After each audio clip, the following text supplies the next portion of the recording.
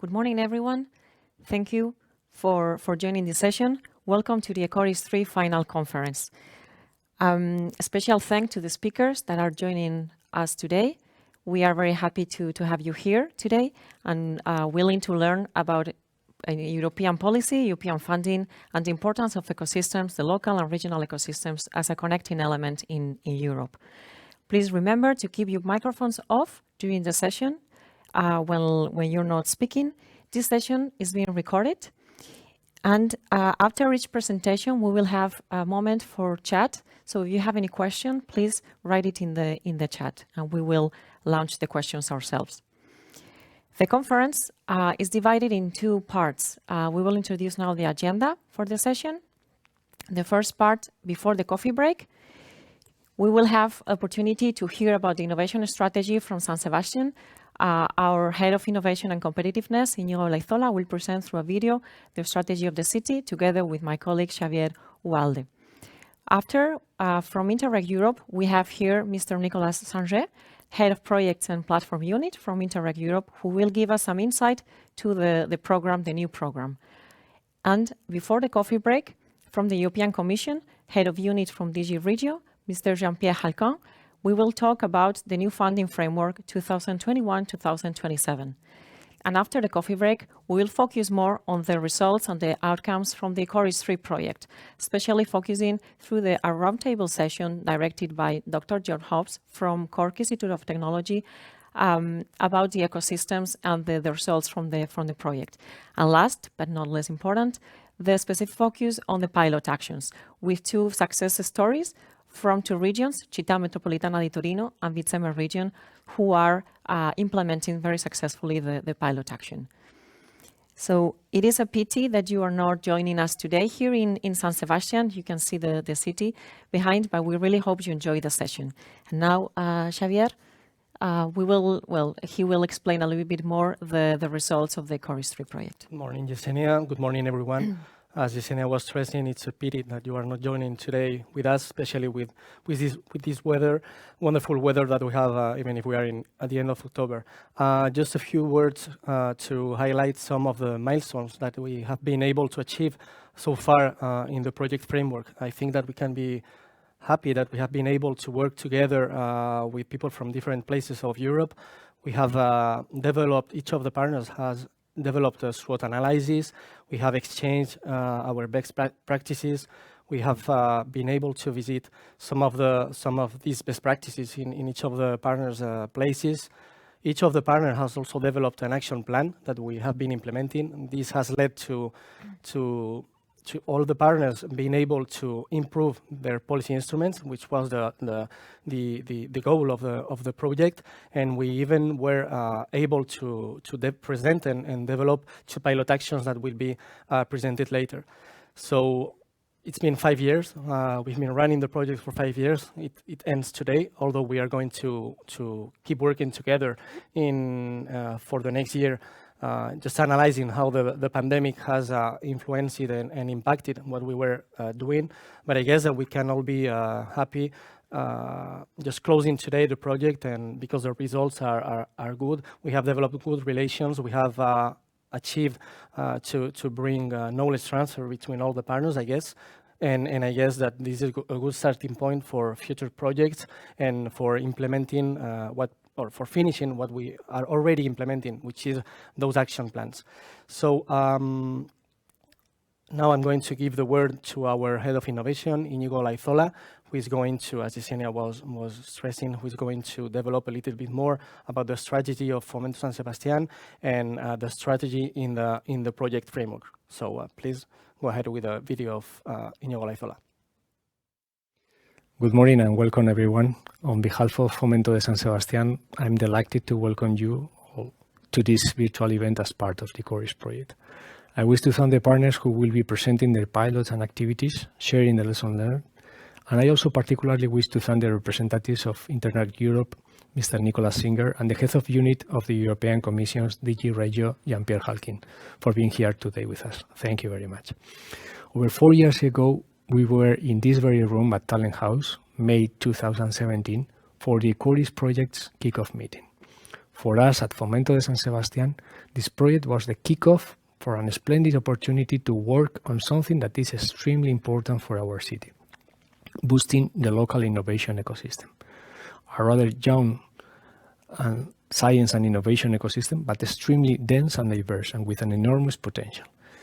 Many things have happened since, even though some unpredictable and with an absolutely unthinkable impact, such as COVID, which, among other consequences, has had the upside of accelerating aspects such as digitalization, the transformation of industrial and entrepreneurial sectors, the job market, and education and training systems. This pandemic has made clear the importance of science and innovation in addressing the enormous challenges we face. But for this introduction, I would like to tell you about some ideas which are key for us to roll out the innovation strategy in our city.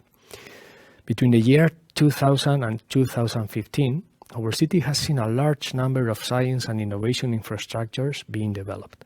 Technology and research centers in areas such as nanotechnology, biosciences, quantum physics, artificial intelligence, brain and cognition systems, and a few others.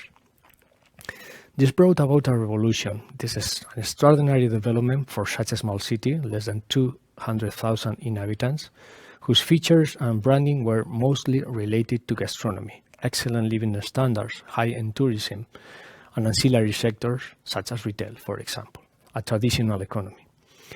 This focus is part of a plan shared by a number of different institutions, a decision made 20 years ago aimed at transforming San Sebastián into a city of science.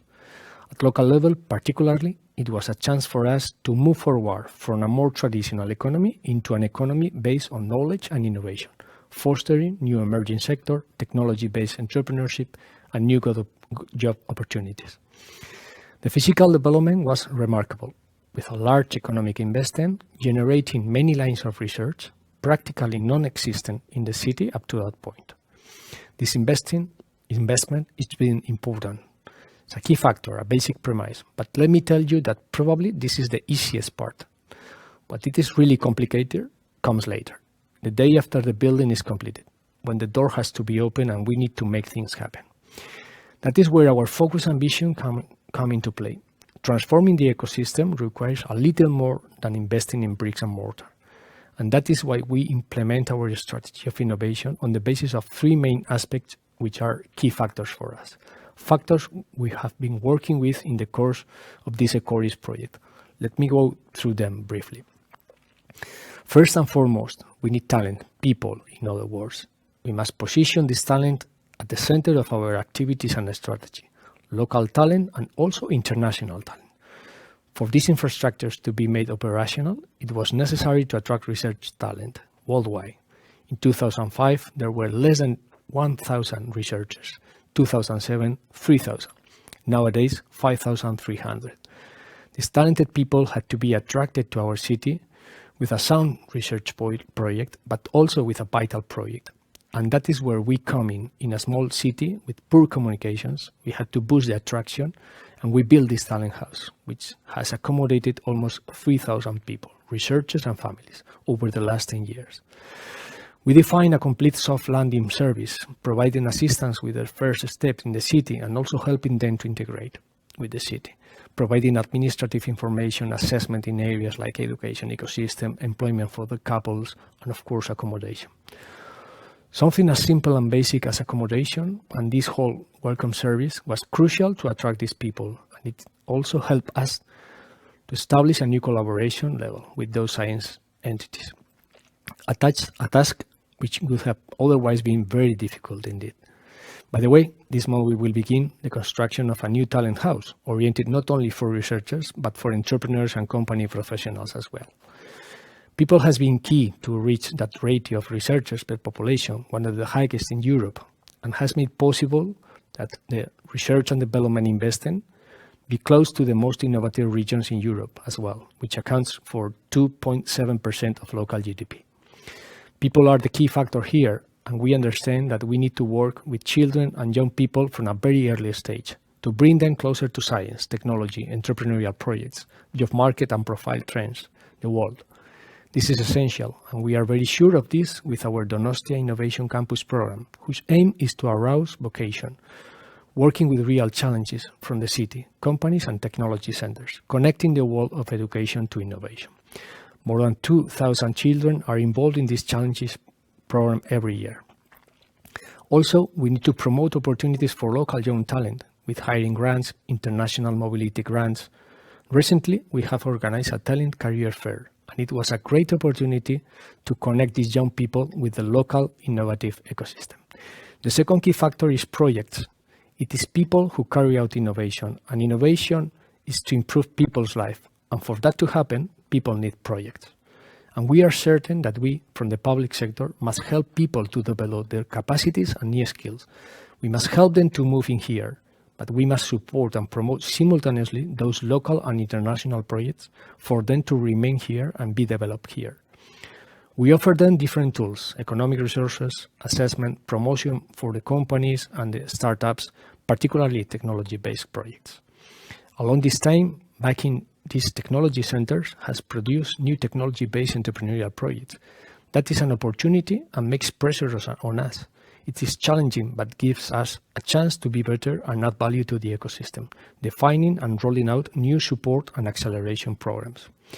In this startup field, we observe substantial growth in Industry 4.0, but I would like to highlight biosciences health as one of the city's future sectors, a sector in which there was nothing 20 years ago.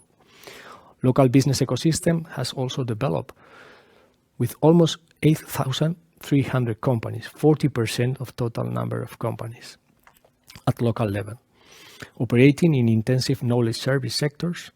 They are small but highly innovative, accounting for 57% of local jobs. Here we have developed tools and programs to match these increasingly sophisticated activities which demand talent and new capacities. But this is an ongoing task. We need to be agile and be ready to provide customized solutions. And finally, the third factor entails boosting and dynamizing the ecosystem. In a word, collaboration. This is the core of the ecoRIS project, collaborating and sharing knowledge, tools and strategies to improve. If the first two factors, talent and projects, are important, collaboration is an essential ingredient. I will go so far as to say that without collaboration, there can be no innovation.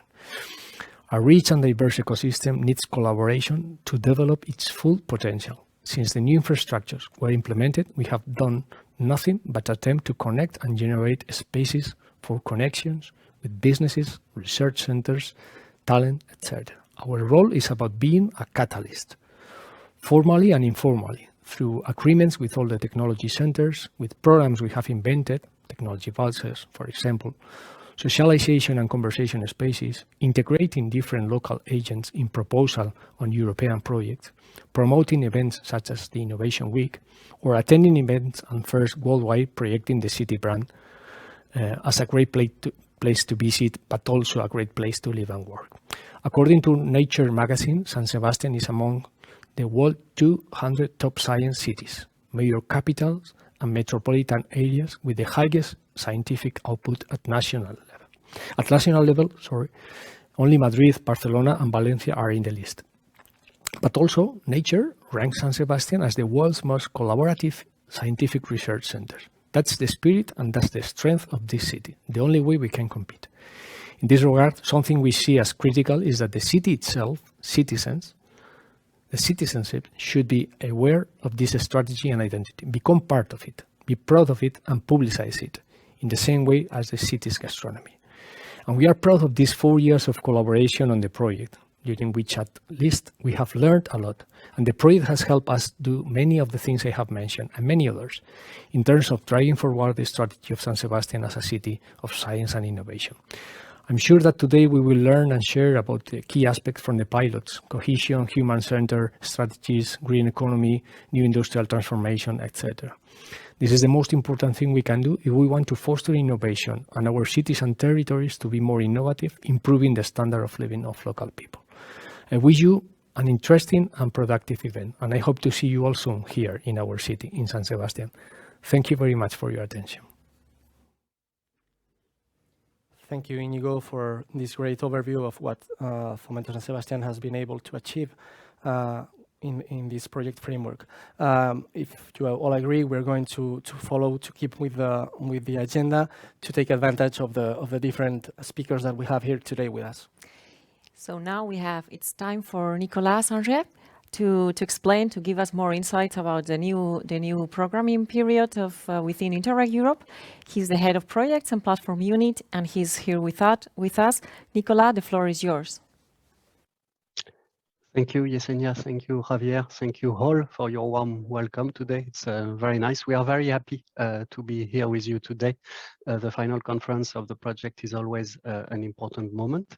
So maybe I could already say a few words that I will not necessarily only speak about the future, as Yesenia mentioned this morning, but it's an opportunity also for us to give you an insight into where the program stands. So I will also mention where we are at the moment. So yes, I wanted to say that we will go through, I will propose to go through 3 main points. First, I will tell you where we are, where the program stands, the 2014-2020 program.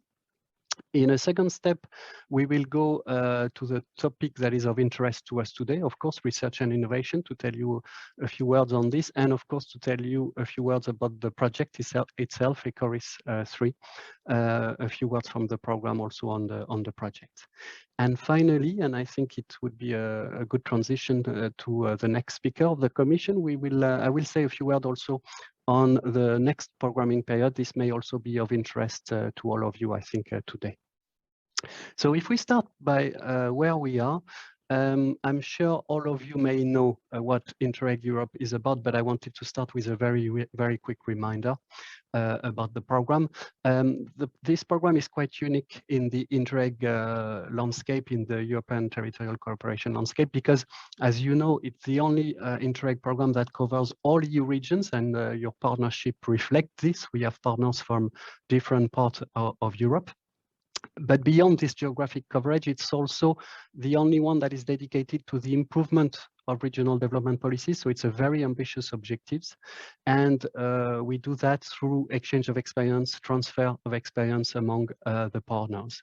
We have a specific focus on structural funds because we do not only do regional development policies in general, but the regulation asks us in particular to try to better implement, to help better implementing the operational programs in the regions and the member states. And that's where we are quite important for the cohesion policy. It sounds a bit pretentious, but it has a particular role, at least in Interreg Europe, in the implementation of the cohesion policy. We have also a very good mix of more and less advanced regions in all of our projects. And when you look at the statistics, there are very high participation of the peripheral regions, which show, in other words, that Interreg Europe really implement concretely the overall objective of the cohesion policy of the solidarity principle. If you go now on where we are, and I would start with the projects, we are supporting much more projects than initially planned. We reached now 258 projects. And what is maybe interesting for you to see that majority of European regions are represented in this project. We are covering 90% of the NUTS2 in Europe. We have more than 2,000 partners. And another interesting feature that perhaps it's not communicated enough is that almost 1/4, 25% of these partners are directly the managing authorities of structural funds. So it's again quite specific to Interreg Europe, this feature. The projects are running really well, despite the challenges that we have faced. But in terms of deliverables, you see the main figures on these slides, more than 4,000 practices identified by the projects. The program will support 123 pilot actions in total. And the projects have already produced more than 1,000 action plans. So it's quite impressive, leading to the increased capacity of 14,000 people. And for these 2 last figures, you see already that we have exceeded the initial target of the program.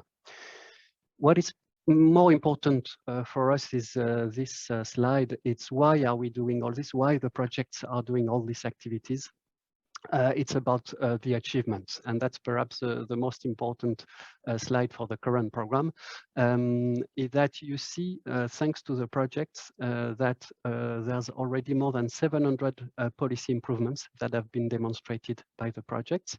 Most of them are related to structural funds, because again, there's a core focus in the project to improve the structural funds implementation. And when it's possible, we also ask the project, when they have a policy improvement, whether they can estimate a financial impact of this policy change. And so far, the projects have been able to demonstrate an impact on local, regional, or national funds of more than 1 billion euro, 1.1 to be precise.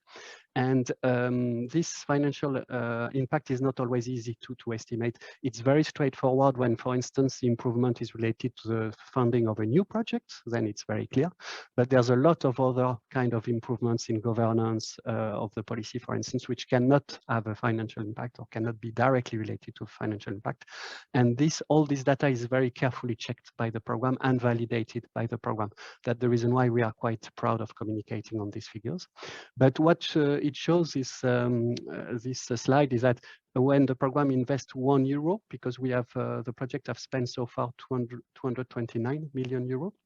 When we spend €1, it leads to the mobilization of €5 in the regions through the local, regional, or national means. So it's quite impressive, and it shows you really the leverage effect of interregional cooperation. And I'm sure we will hear more about this in your project later on today. All this may sound very abstract, mentioning policy improvements, financial impact. If you want to have more information, all these 705 policy improvements are published on the program website, and you can in particular look at the page that is mentioned at the bottom of this slide. This is it for the project. If we go now to the policy learning platform, I'm sure you know this, you have been involved yourself in the policy learning platform. This platform provides services to any interested regions in Europe, and we go from quite light services like publications, policy brief, newsletters, through a bit more demanding activities like meetings, workshop, webinars, and also to the golden services, which is the expert support services, where we really try to answer the specific need of the regions. And here also you see that this platform has been very, very active. In particular, in the last 2 years, we have been running this platform really well. And we reach, just to give you a figure, we reached 26 peer reviews, which is one of the most successful activity of this platform. And we are quite happy that Interreg Europe has managed to implement such an innovative element, because it was a bit challenging at the beginning. And again, it's a bit unique to Interreg Europe to propose this permanent services to the region. Last word for the current program on the COVID. We have all been impacted directly by the COVID, obviously. When you work on interregional cooperation, when you travel over Europe, you meet people, you visit places.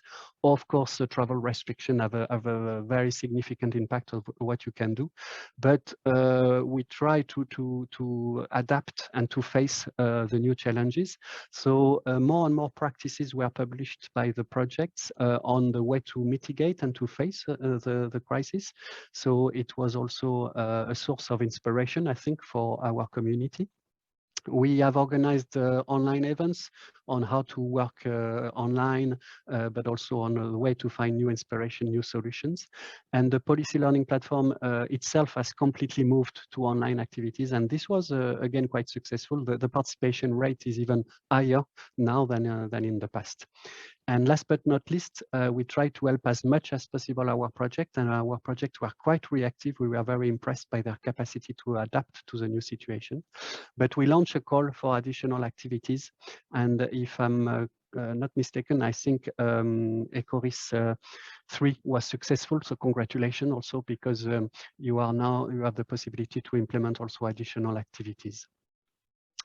Let's go now to the subject of interest today, which is research and innovation, of course, and a few words also on the projects. We have 4 priorities, as you know, and we are financing 65 projects under research and innovation. So ecoRIS3 is part of this 25%, but we have almost a perfect balance between the four priorities. What is interesting under research innovation is that we have two different specific objectives, one on research infrastructure and one on delivery of innovation or innovation system. That's where ecoRIS3 is improved. And if you zoom a bit more in this, just to see on innovation delivery, the second specific objective of this priority, it's interesting to see the spread in Europe of the different partners. And what I would say there is that first you see that most of the regions are represented and we have quite good geographic coverage under that priority.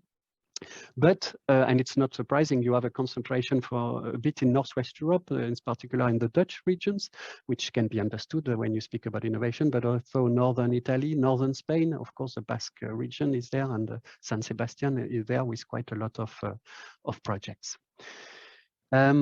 If you go more directly to, we call that subtopics, the topic of governance and innovation system, the way you organize innovation in your regions between the different stakeholders, you see that there's around 8 projects approved in that field with different focus. One, for instance, on the entrepreneurial discovery process, important for the S3, but with a lot of different subjects. And ecoRIS again is part of this group of projects. If you look now a bit more on the projects, a few words from my side on ecoRIS3. First, one of the strengths of this project is, of course, the topic, because it's still very high on the EU agenda, how to transfer research innovation into applied innovation, and commercial innovation has always been a challenge in Europe, and we are still lagging behind compared to other parts of the world. But of course, the specific focus of ecoRIS3, looking at the role of local authorities, local intermediary, is particularly interesting in this regard. Another striking element in the project is that all the policy instruments initially addressed by the project were structural funds programs. So the project demonstrated a very good focus on the structural funds, which was one of the objectives, of course, of the current Interreg Europe program. And you have mentioned it already in the introduction. From our indicator system and monitoring system, we see that it's a very well performing project, quite successful. Almost 30 good practices were validated by our experts on the policy learning platform, so are available in the database. You were saying that all policy instruments were improved. Maybe it will come in the next progress report, but so far we know that 4 out of 7 regions have already demonstrated policy improvements, which is already a very good ratio, more than half. And in terms of funds influence, I was mentioning them before, it's 1.7 million, which is already much more than your initial target indicated in the application form. So for all this, we consider ecoRIS3 as a very good Interreg Europe project. I will just say a final word, and you will come back to this at the end of the morning, I think, but on one particular aspect of the project, which is that 2 pilot actions were approved and are running in this project. And I wanted to focus on one which is called Innovation Project Manager, which took place in Latvia. We are lucky here to have a colleague that come from Latvia and had very interesting information from this pilot. But it was the opportunity for the project to test in Latvia a new instrument to foster innovation within SMEs called the Innovation Project Manager. This was inspired a bit by the Italian experience, I think, and also through studies that was carried out in Latvia. And this pilot action, we already know that it was quite successful because it was tested on 5 SMEs, and already 2 of these SMEs have developed innovation products thanks to the help of the pilots. And these products are already almost ready for commercialization. So it's quite an impressive success from these pilots. We heard recently that it has benefited also from large coverage, even at national level. And it's very recent, but a few weeks ago, Already the pilot results were presented to the managing authority because the Latvian Ministry of Economics was not partner in this project, so it was a stakeholder.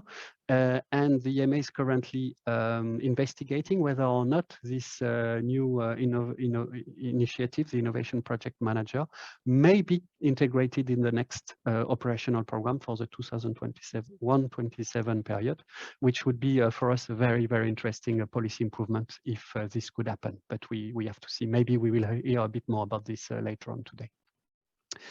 Last but not least, I wanted to give you a very brief insight into the next programming period.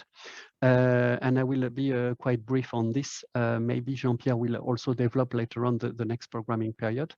But the way we summarize the Interreg Europe 2021-2027, we often say that there's no revolution, but some evolution. Why no revolution? Because all the core features of the program will remain. It will remain the only Interreg program covering the whole EU, plus Norway and Switzerland. So it makes us quite specific compared to other Interreg programs.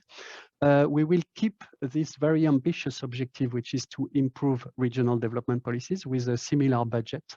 And of course, as a consequence, it means that the organization responsible for the policies remain the core target group. And this, we may even have more requirements in the future program to make sure the policymakers are directly involved in the cooperation.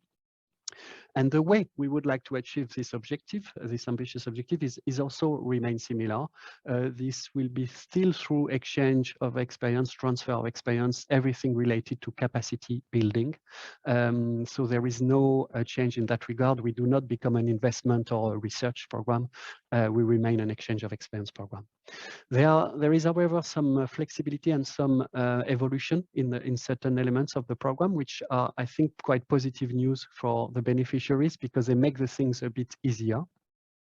The first and the most important one is that we will give up the 4 current thematic priorities, and the future program will only have one cross-cutting priority on capacity building. The consequence of this, it means that almost any subject of regional development policies will be possible in the future. We will open up to employment policies, to social policies, to risk prevention, climate change. All these elements that were not possible in the current program will be possible in the future. The wording of the regulation has also changed when it comes to our role towards the structural funds. It's a bit less specific, and the partner states have decided to lighten the requirement of structural funds. So the projects will have the opportunities to focus more on any kind of policies that are important for their territories, and this may also make the life sometimes easier of the projects. Finally, the member states and the beneficiaries have also asked for more opportunities to do pilot actions, to learn from testing, from doing, and the pilot actions will be, it will be possible to propose them from the start of the cooperation, which was not possible in the current programming period. Where are we? The timing. The text of the cooperation program was finalized just before summer. We are now in the process of receiving all the member states' agreement to the program. And when this is done, we will be able to submit to the Commission, which is planned at the end of this year, latest at the beginning of next year. We expect an approval of the Commission, hopefully at the latest by May 2022. But in the meantime, and perhaps that's the most important information for you, we will have to launch a first call. We need to commit the funds as early as possible for financial reasons. So we are planning to launch the call already in the first semester, maybe around April. All information on the future is also published on the website, so do not hesitate to have a look if you're interested. The last element I wanted to communicate to you is our annual event that will take place at the end of November. So you are more than welcome to register. It will be an opportunity for you to learn again on the achievements in the 4 priorities of the current program, but also to know more about the key features of the next program. So you have the address to register if you're interested. Thanks a lot for your attention, and I'm also happy to answer any possible questions. Thank you. Merci beaucoup. Thanks a lot, Nicolas, for this presentation. Just first remind you all that you can just send your questions through the chat. We now don't have any questions, maybe because we have all forgotten the fact that we have the chat. But even if we are a little bit late, we cannot resist. We have several questions for you, Nicolas, but we're going to launch you one. We hope that we will improve our metrics, especially in the projects regarding the policy instrument improvements, although the metrics are quite good. But we wanted to ask you a question related to the pandemic. You have shown great metrics for the program, but which has been the biggest challenge that you have faced as managers of such a big program within with all the pandemic that we had, and how it affected your work and the work with all the managers of coordinators of the projects, because we were in a critical phase. Yes, it brings ourselves back to March 2020. At that time, to be honest, the biggest challenge is, I don't know how it is at the project level, but at the program level, we were quite far behind in terms of online working. We didn't use so much these tools. We always have to organize our committee who take decisions at program level physically. So we were a bit worried how it would happen suddenly to move completely online. And the biggest challenge for us in relation to the project, at least, was to do everything possible so the project could continue under different conditions, of course, going online. But we had to launch and to approve with our committee a series of measures that would help the project to implement their activities in a different way. Because, we have sometimes some rigid restrictions, some different rules that are settled in the program manual, and in a very urgent mode, we had to think ourselves what could help the project, what we need to implement as flexibility. And there was a first measure that were published in September 2020, and then there was another call that was organized, as you know, in the first semester of this year. But I think that was the main challenge, is to adapt the overall program functioning and project functioning to online working. Okay, so from our side, we as coordinators, we can just only congratulate you, because we felt really well coordinated by the program despite the difficult times. Thanks a lot. Thank you very much, Nicolas, for your participation on the presentations. Of course, we will share these presentations with the rest of the participants at the end of the conference. And we will move to the next presentation. So we're happy to have here Mr. Jean-Pierre Halcan. Hello.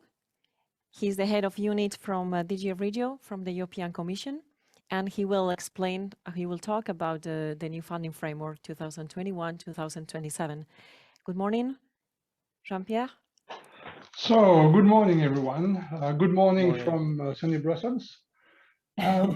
First of all, thank you for inviting me to say a few words during this very important event. And it's also a moment that in the Commission we always cherish, is whenever we can speak to project leaders and partners directly. So thank you for providing me this opportunity. I'm invited to say a few words about the cohesion policy, the development in the Interreg family, and also why this project is important. What I will say is maybe not very new, but I think it's always important to remind what I would say about both the cohesion policy, Interreg family, and also priorities of the Commission. First of all, as we are at the eve of starting the 2021 and 2027 programming period, that is in terms of implementation, because we are already quite advanced in 2021. We need to keep in mind that the leadership in Europe has deemed very appropriate to maintain a very strong role for the cohesion policy into the cohesion construction. And we will come to that, but it remained the most important policy in terms of budget allocation. So the cohesion policy will benefit from 373 billion euro for the next 7 years. That's a major investment. And it shows that the work of cohesion is not done yet. And I will just say a few words on this. You know that the cohesion policy has been created initially to assist in particular the new member states at the time. It was notably Spain, Portugal, and afterward all the new member states coming from Central and Eastern Europe to accelerate their growth and catch up economically with the old member states. And this cohesion dimension has been working very well. We've seen really the convergence of the economy taking place, and this has been extremely successful. Now what we see is that in each member state, being an old member state or a new member state, there is another form of divergence which is taking place, that with the big cities which are growing quickly, and then with part of the territory which are lagging behind. And that's very much at the heart of the cohesion policy. And this is something that we need also to keep in mind, because it is part of the value of Europe that all citizens should be provided with opportunities which are not dependent to the fact that they live in a big city or they live in a rural area.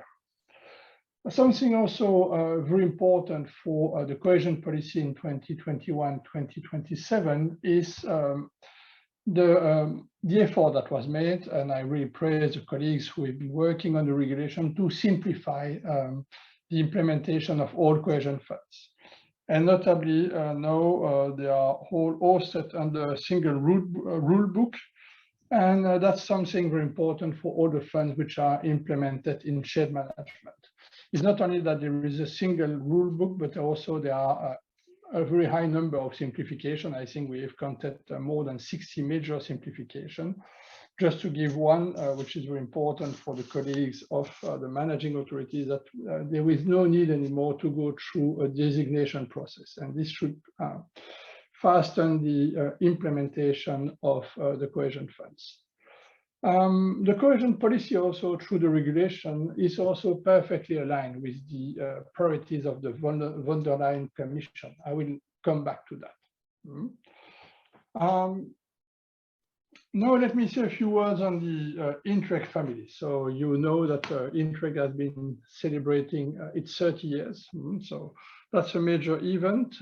And this pillar of cooperation, which is the second goal of the cohesion policy, has been evolving quite strongly in the last 30 years. It started 30 years ago with the idea that we wanted to support the regions which were at the border of the member states, and also we wanted to support cooperation between regions across borders, as we were supporting also the building trust and confidence among member states. We see that it is still extremely important, but since the start, the Interreg family has been growing. We've been adding at later the transnational program that allow all regions of the EU to cooperate, and then the inter-regional component. And for 2021-2027, we recognize also the unique features of the outermost regions. That's something very important for Interreg Europe, which is one of the largest Interreg programs, as it is covering the entirety of the European Union. Outermost regions, they are not only in an exceptional situation, they are also politically the outposts of the European Union. That's something we need to keep in mind. Sorry. In terms of also amount, something important is that the Interreg programs are going at the end to benefit for an envelope which is exceeding slightly 10 million euro. And the reason for that is that also we are now hosting under a single roof, all Interreg programs, the one which are implemented within the EU and the one which are implemented outside of the EU. And you may know that we have transferred from DG NEAR to DG Regio the Interreg programs dealing with the neighborhood. This transfers, together with the EPA program, is coming with a transfer of resources from the engineer of nearly 1 billion euro that goes to the Interreg family. But something very important is that whenever we think about Interreg, we should think beyond the borders of the European Union. I would like now to say a few words on the priorities of the von der Leyen Commission and why the project that we are discussing today is very important in that context. We all know the von der Leyen priorities. The most iconic one is the Green Deal, which has a tremendous ambition to convert our economy, to make it more sustainable, to come at peace with the environment. I remember you the targets. By 2030, we want to reduce by 55% the greenhouse gases emission, and by 2050, we want to be climate neutral for Europe. You know that in the fight against climate change, the EU has been leading, and within the EU, the Commission has been very much spearheading those efforts. And we intend to keep doing that for the next 30 years. You know that it is a total change of the way our economy will be working and our society will be functioning. Nicola was speaking about, for the Interreg Europe program, an evolution more than a revolution. In here, if we look at our economy and our society, it's clearly very much a revolution and not an evolution that we are speaking about. And the other priorities of the von der Leyen Commissions are to get ready for the digital age, and we certainly had an ambitious start as we were forced to accelerate in this direction with the COVID-19 crisis. We also want to have an economy that works for everyone, and I will come to that. And the last but not least, in the, I would say, thematic priorities, it is also to have a stronger EU in the world. And that's also something very important, because we cannot conceive succeeding with a Green Deal if the rest of the planet is not working on our footsteps. We have also two very important political priorities. One is to preserve the way of living in Europe and the European values, and the last one is to preserve and promote democracy in Europe. But coming back on the first priority that I just mentioned, they are interconnected, as you can guess. The Green Deal will only succeed if not only we transfer all the innovation which is needed, and that's very much what we are discussing today, to indeed the local and regional businesses, but also we need to increase the pace of transfer. But something which is very important is that the Green Deal will work only if all citizens are on board. We cannot leave people behind. So whenever we think about the type of innovation we need to transfer, there are clearly a lot of technological innovation, and that's something extremely important. But there are also some social innovation that are needed, because we want to have a society where everyone will benefit from the Green Deal. And I think that to keep in mind the fact that we need to keep those two sides of the same coin very much connected. So the technological and the social innovation together is something we will keep reminding everyone during the next 7 years. The last thing I would like to emphasize is that I just named the priorities of the von der Leyen Commission. And if you still have those in mind, and basically there is something which is quite obvious for all those priorities. Cooperation will not harm any of those priorities. And in fact, if we think about those priorities, there is not a single one I think that can be implemented by a member state or an entity on its own in its corner. So cooperation will be more needed than ever. And that's why also we are so excited to see the new program, the new Interreg Europe program starting, which is providing opportunities for cooperation among stakeholders which are coming from all over Europe. That's something very important. And we really would like to encourage Interreg Europe to keep doing its great job, and to encourage also the projects which are funded by Interreg Europe to keep doing this excellent job, as cooperation is more needed than ever. Thank you very much. Thank you very much for this presentation, and thank you for being here, for participating, and for the words you just delivered. Here, of course, we also launched the questionnaire to the participants. If you want to write something in the chat, it says there's still time for that. But we wanted to take advantage of this opportunity to launch a question for you, Mr. Halcombe. You mentioned that well, the evolution of these last years, and we were thinking how you see the future in terms for cities and for regions in terms of funding programs. We listened before with Nicolas that there are some opportunities for regions and cities within the Interreg Europe, but you may have a whole picture from other institutions within the European Commission, how you see the cities and regions are taking over there in the next funding period. Thank you. No, thank you very much. This is an excellent question, but a tough one, certainly, as it requires to have the global overview, which I don't have fully, you know. And I think that only a person that's really at the top of the Commission, like President von der Leyen, has this overview, as it is involving not only several DGs, but also several commissioners. Certainly what we see as an overarching priority is to make sure that the growth we are promoting, and I just spoke about the green growth, the fact that we need to be ready for the digital age, that this growth will certainly allow Europe to keep its comparative advantage on some aspect, because we have been leading on the green economy for decades, but that it is also not made to the detriment of any part of Europe. And there we can have in mind lagging behind regions in some countries, but everywhere in Europe, it should not be creating more inequities. And there we have in mind not only the smaller cities, which are maybe far away, so we need to keep in mind the border regions, which are often benefiting from less investment than the core, let's say the more central regions.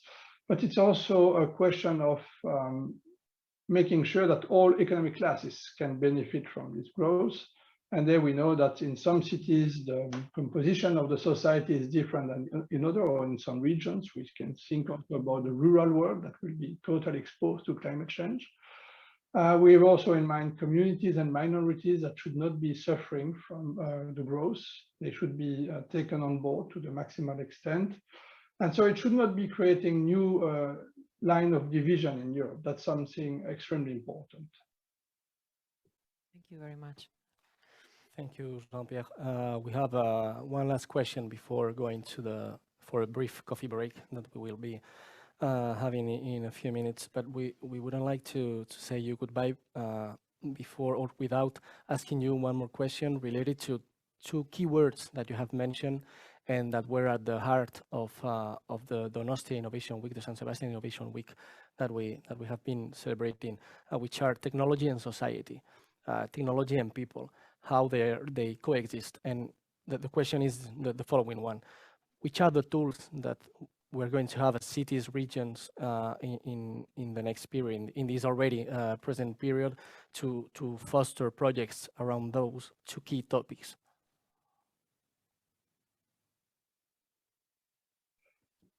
I think that first of all, the toolbox of the provided by at least by the Commission to support cities and regions. I'm speaking about that one because we know that most of the support to cities and regions is provided by member states through their national budget. So we are coming with another source of investment, and the importance of this source of investment varies according to the situation of each member state. For the richest, cohesion policy brings little. For the poorest member states, there the cohesion policy brings more, and that's very important to have this proportionality if we want to keep promoting convergence. No, I think that even though the toolbox has maybe more seen an evolution than a revolution, I think it was very good that we have been framing 5 policy objectives in terms of the 11 thematic objectives. They are also reflecting very well the political priorities of the EU. I think that what is really important now, and I will never insist enough on that, is the fact that we are also promoting cooperation in the mainstream program. We know that we are here speaking about Interreg program, but they are representing 2.5 or 2.6% of the cohesion budget. So it's very important for me. It's a lot of money whenever we are listening to national debate. We cannot say that 10 billion euro is not important money, but still most of the cohesion resources are in the mainstream program. And I think the big change is the fact that now the regulation not only promote, but let's say oblige all person developing mainstream program to think and to seek cooperation opportunities. And I think that's very much a big game changer. Well, this was the hope of the budgetary authority and the person who drafted the regulation, not only on Commission side but also in the Council. This text was strengthened.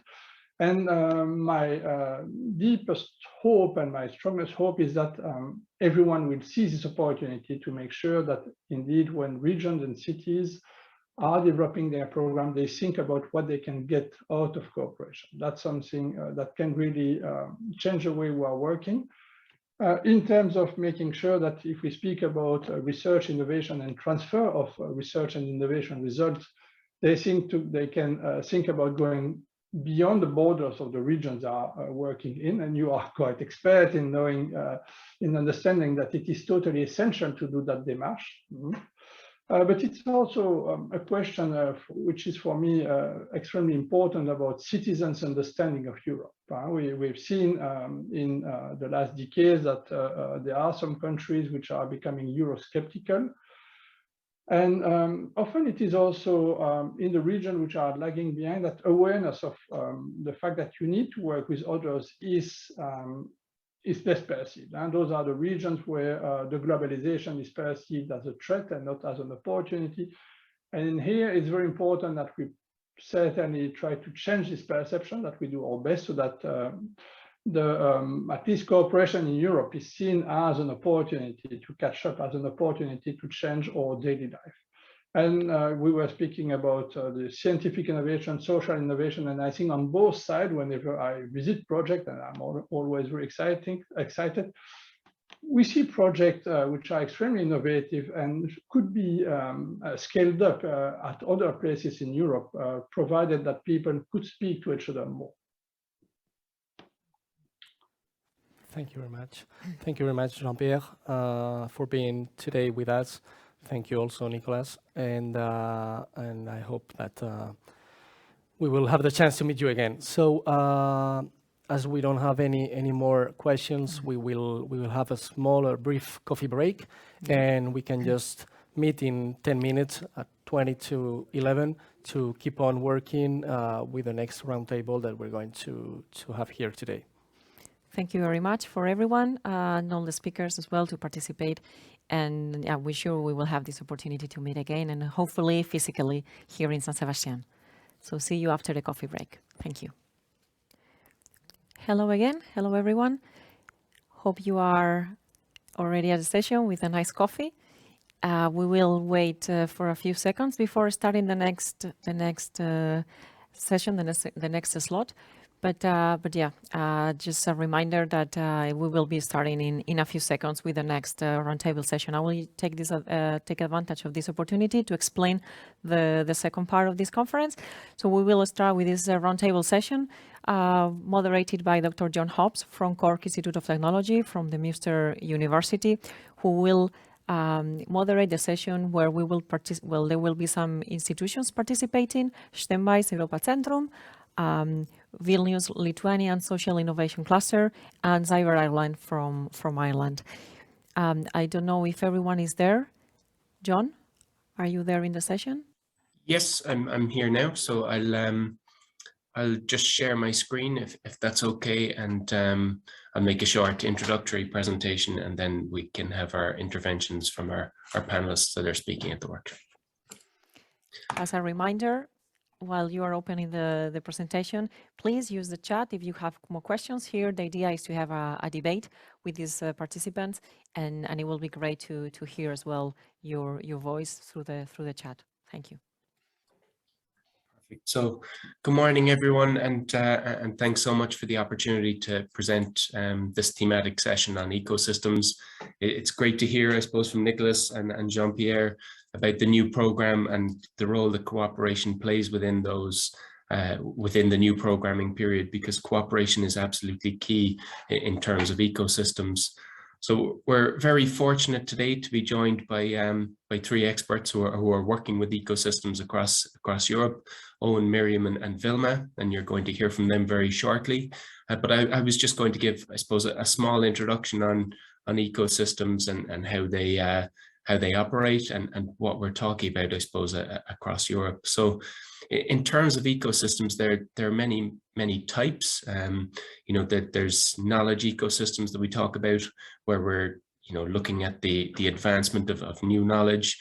Business ecosystems, which focus on a value creation for customers, and innovation ecosystems that bridge that gap between, I suppose, academia and industry, and coming up with those solutions for what we need as society and as consumers, etc.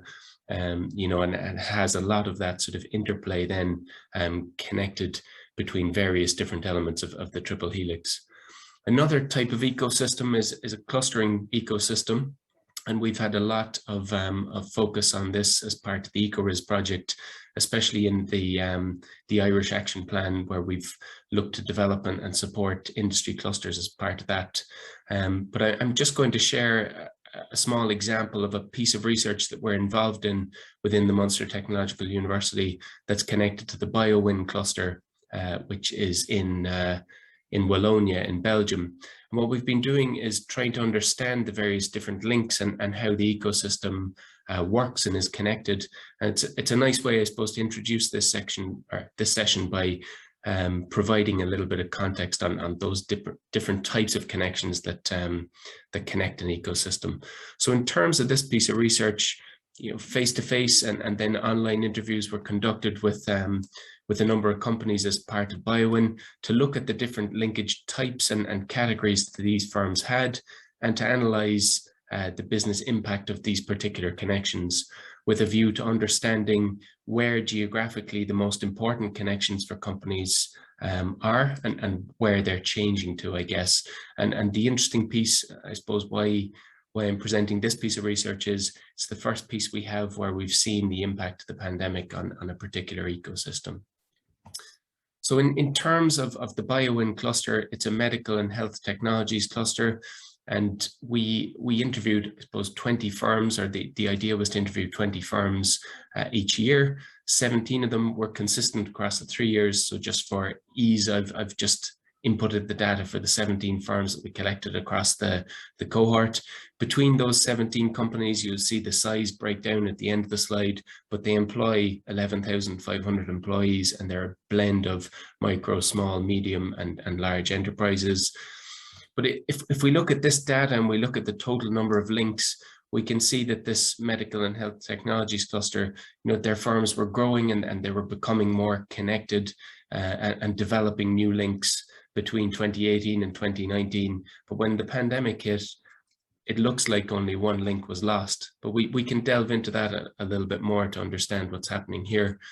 So if we look at the business impact of those particular connections, it's interesting to see the types and a number of linkages which are getting more important over time. So even though the number of links are being restricted and going down to one less link between 2019 and 2020, we can see that the links that are being retained are becoming of more and more high value to those firms. And that's important information to have.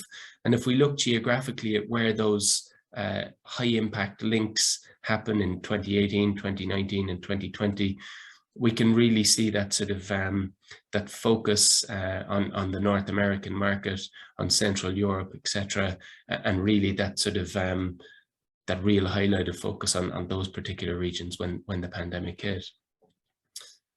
So if we look more deeply into those particular links, these are the different categories of connections that we were looking at and measuring.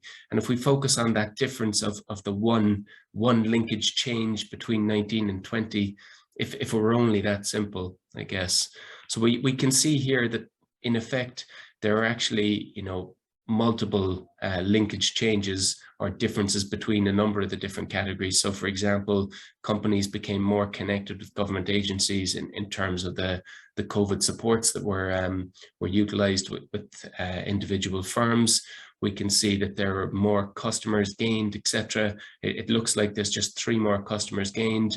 That people were tightening their belts in terms of research. There was less research links there. But looking at the numbers a little bit closer, there's a very different story. We have more changeover and churn in terms of those links. So in essence, those 3 new output links that we can see, there was actually 30 new customers were developed between 2019 and 2020, whereas 27 of them were lost. And this is important and valuable information to understand where those connections are being made and where those connections are being lost, to ensure within our ecosystems that we don't lose the important connections.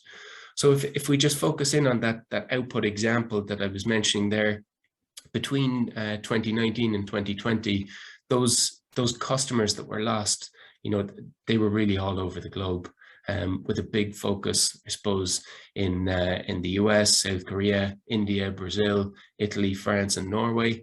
Whereas if we look at those new connections, they were coming in the more sort of advanced economies, I guess, in the US and Sweden and Central Europe, and those that were more technologically advanced and ready for the pandemic in terms of the ability to deal with and understand and work with the customers in those particular regions through the use of video conferencing, etc., and ensure that we were paying attention, I suppose, to the impacts of the pandemic and how that restricted movement and whatnot. So it's interesting to see how clusters and ecosystems move towards sort of online conventions, and the bio convention, which is a huge one for the medical technology sector, really impacted in terms of helping these companies to gain new customers during that pandemic period. So in terms of the conclusions, just this small intro, I suppose this research looked at the evolution of business relationships, how they were developed, maintained, and lost over a period of time. And it's important information, I suppose, because ecosystems change, clusters change, they evolve, they facilitate more effective cooperations. And I think this small discussion that we've had here frames our discussion for the next steps. And I'm delighted to introduce now our speakers, Owen, Miriam, and Vilma, and really looking forward to their interventions as part of this. So I will stop there for the intro, but we will get to see and understand, I suppose, how those ecosystems are operating and working. And we can, what we'll do is we'll go through those 3 presentations, and then we'll come back into a larger Q&A session at the end, if that's okay with everyone. So I know Owen sent me a message to say that he was presenting in Botswana this morning, not physically, but virtually. So I'm not sure if Owen's with us. Owen, if you're here, you might just say hello. And if not, then maybe we will pass over to Miriam and we'll let Owen come in then after Vilma, if that's okay. So I'm going to stop sharing my slides, and I'll ask Miriam to start sharing her screen and introduce her presentation. Perfect, thank you. Somehow I'm not able to turn on my video, but hopefully now I'm able to turn on my video, thank you. And hopefully you will also be able to see my screen. Super, yes. Okay, wonderful. Welcome from my side. My name is Miriam Mohr. I'm a project manager at Steinbeis Europazentrum, which is based in the very south of Germany in the region of Baden-Württemberg. Steinbeis Europazentrum is a business support organization under the umbrella of the Commissioner of Europe at the Ministry for Economics, Labour and Tourism in Baden-Württemberg. And just to give you some regional context on the region of Baden-Württemberg, it is a highly innovative region and also very invested in research and innovation. So Baden-Württemberg's strengths lie mainly in manufacturing, automotive, health, and the creative industry. So there are many well-known companies based in Baden-Württemberg, like Bosch, on the cars of Mercedes-Benz and Porsche are also produced in Baden-Württemberg. But there are also many so-called hidden champions, mainly in the automotive industry and other fields. So SMEs and also innovative SMEs and startups are pretty strong in our region, and we're quite proud of that. And of course, since we're based in Germany, and Germany is the master of exports, you can see on my slide that almost 2/3 of our exports actually go to EU countries. So international relations, especially to our EU neighbors, are very important to our region. And of course, we also, our ministry also launched an innovation strategy back in 2018, which mainly focuses on the fields of digitization, AI, Industry 4.0, sustainable mobility, healthcare, resource efficiency, energy transition. Of course, this is a big topic everywhere, and sustainable bioeconomy. What I brought for you today is something a little bit more methodological, since you've seen that all these fields basically tackle societal issues in our societies. So basically the topics of open innovation and social innovation are very much in focus on a methodological point of view in our region at the moment. And that's why I wanted to share with you a project going on currently, which was a project that tested an open innovation contest for supporting the innovation capacity in SMEs, basically, which was called the 200 SME Challenge Project. This was a project funded under the Horizon 2020 program by the European Union. And I mean, the project is called 200 SME Challenge because throughout Europe, almost 200 SMEs participated in the project. As said, the aim was supporting innovation capacity in SMEs, and this was done through an open innovation contest for user experience. This was the so-called UX challenge, which was a concept, an open innovation challenge carried out in 7 EU countries in parallel. And this open innovation contest brought together SMEs and university students and also design experts. And we also, not only did we do this nice event, but also in the background, we analyzed the impact through an international study. So, well, the question was mainly, are these kinds of methods like open innovation, a focus on user experience, is that something that actually benefits SMEs in our region? I will quickly show you what this was all about. So the UX challenge, as said, was an open innovation challenge in a hackathon style. So bringing together SMEs who could set a challenge in the field of user experience. So basically what the companies did was saying, we have an app here, for example, or another digital product. We have this issue with it in the sense of user experience. How can we in the future fix this? And then we had groups of students come in, mentored by design experts, the coaches, who in this 3-day event came together and worked together to see and to find solutions for the challenges set by the companies. This was all done with an adapted version of a design sprint. So normally a design sprint is a 5-day innovation method. In this case, we carried it out within 3 days because this was set in a remote format in all countries. But generally, the students worked together within 3 days, supported by mentors, and well, basically developed clickable prototypes within a very, very short time frame. I brought for you 2 examples that actually the students came up with within 2 days. So this was a method where it was possible within a very, very short time frame to develop viable prototypes. And these were clickable. And basically, I don't have a lot of time to show you in more detail, but the results were very impressive, that it was possible in such a short time frame, and also very fun, as you can see, for everyone. So coming back to our initial question, I said before, our goal was not only to do this nice event, but also to measure the change in innovation capacity in the participating SMEs. So the impact that the UX Challenge event had in each country. We did that in a comparative study.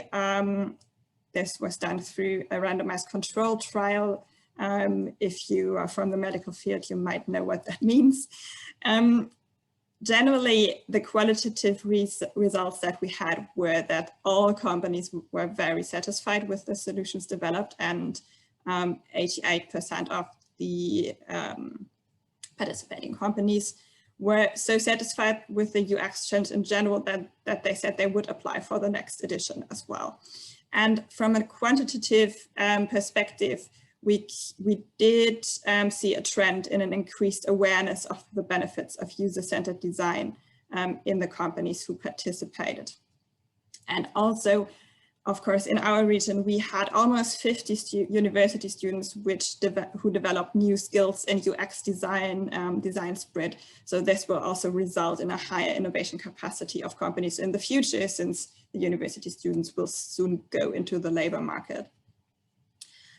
So I think all in all, we can from this project, we could conclude that also more innovative and more interactive formats like open innovation contests like this UX Challenge we did are actually very beneficial to SMEs also in our region and also in the other participating regions. And I think this is the main thing that I want to say from our perspective, that currently we try to bring together actors from different fields through either open innovation concepts or social innovation concepts. And this is something that we are very focused on also in the future. And yeah, I'm looking forward to, to discussing after the next presentations. Super. Thank you very much, Miriam. That's great. So I might invite Vilma now to share her screen and with her intervention. And then I think Owen will be with us from Botswana then at that point. Hello, everyone. I hope you can see my slides. Perfect. Yes, we can see them. Okay, so I'm Vilma Popovienė, the manager of a Lithuanian Social Innovation Cluster. And I'll start from a little bit why social innovations and why I am here. I have been working had been working at the Ministry of Education, Science and Sport in Lithuania for 13 years, mostly in science and innovation field. And then I jumped in social innovation sector more because I see it's as unique opportunity to make an impact on a systemic level, first of all, and empower society for transformation, co-creation, and finding effective solutions for emerging social challenges. And in nowadays context of radical changes and pandemic, climate change, aging, social innovation becomes more and more important, and across the Europe, and this Industry 5.0, I think, has to go side by side with the Society 5.0 concept. And Society 5.0 concept was created in Japan, and it speaks about smart society of the future. And the three main aspects of it is human-centered society, which is smart, open, flexible, and resilient. Also complex and integral innovations, as we speak that we need complex solutions. So we have to join these different sectors and actors of ecosystem, and also to work not only intersectoral, but also internationally to gather all the competences. And also we speak about efficient and sustainable ecosystem in different countries. So as this Society 5.0 concept says, we have to break through the five walls as social economy and society, which aims to identify and create innovative solutions in this radically changing world, as they said, requires breaking through these five difficulties. The first level is political, when formulation of national strategies and integration of government promotion system is needed. Then legal level, which speaks about development of laws towards implementation of this innovative human-oriented technologies. Also technological aspect speaks about formation of foundations for knowledge and future competences which is needed. Human resources, it's the dynamic engagement of all citizens and communities in the social economy. And of course, the last but not least, the social acceptance and its integration of innovative technologies and society. And to create these ecosystems in Lithuania, we go through different levels, and we started to create a social competence center, and they are creating across also all the Europe, but we're creating also national one with international partners.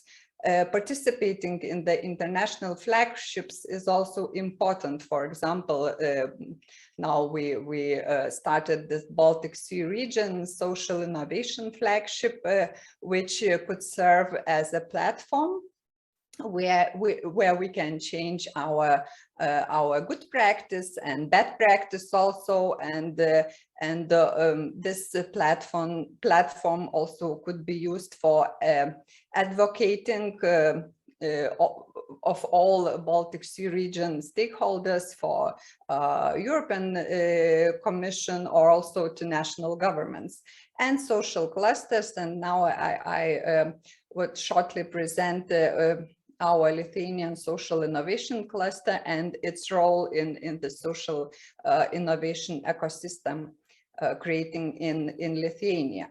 So we are a fast-growing network. We were established in 2020, so very young organization, but fast-growing network. We now have 21 different different organizations, enterprises, NGOs, which are socially responsible and aiming for smart, human-centered future society.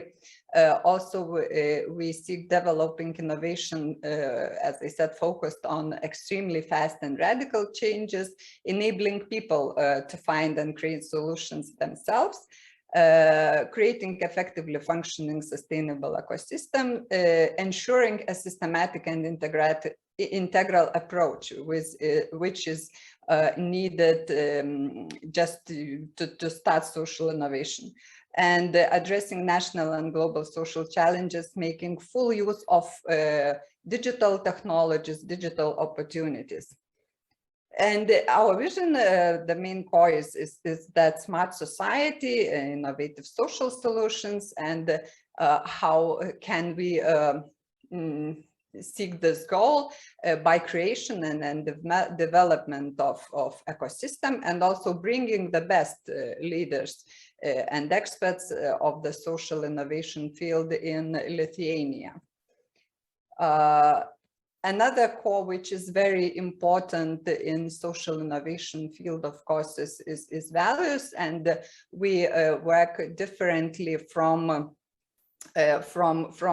business clusters which seek mostly another goals, but there we there the main core is cooperation based on trust and respect, social inclusion, and people-centered innovation, social sensitivity and responsibility, and also creativity and sustainability. And what value we create for our partners, it's a partnership, of course, professional expertise, as we gather different expertise from different sectors and different organizations, also systemic and integrated approach to decision making, and cross-sectoral and interinstitutional synergies. So we, what are we doing? Mainly we seeking to create an open constructive dialogue between and cooperation between governmental institutions, NGOs, enterprises, and research institutions, and developing cross-sectoral network, joining all the strongest and then most active participants and experts. And also one of our goals is to form the concept and importance of social innovations in Lithuania, also as to understand the definition and the meaning of that, and to ensure the dissemination of knowledge and results in this field, and of course to use public and private resources efficiently for not just socio-economic local development, but also for community empowerment.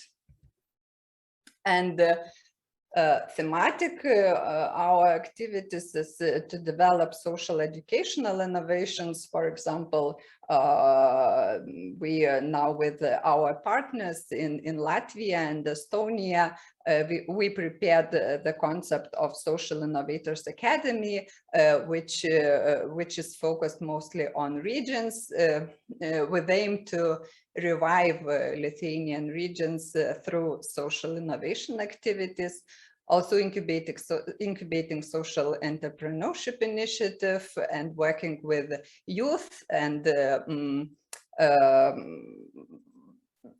also we work with cultural heritage, and now we have this development of the urban vision of the former Augustine monastery complex in Vilnius Old City, and near all that, of course, educating society, including local communities, providing quality expert services and mentoring in social innovation field, and developing cooperation with international partners. So that would be very short presentation of what we are and what we do in Lithuania. I'll be glad to answer your questions. Super. Thanks very much, Vilma. I think what we'll do now is we'll invite Owen Byrne, who's back from Botswana at this stage. So Owen, if you want to share your slides and make your intervention, then we can have some group questions at the end. Then if we all turn on our videos. Perfect. Hi, John. Can you hear me and can you see my slides? Can hear you perfect and see the slides. Yeah. Great. So hello, everyone. Thanks very much for the invitation to present today. As John alluded to, I was just on a conference this morning in Botswana, online, obviously, which was taking place in person in Botswana on developing a cybersecurity cluster there. So it had people from industry, academia, and government discussing the challenges for the cybersecurity sector in Botswana, which is at a very emerging state, and how they can maybe use the cluster development model to bring together the key actors.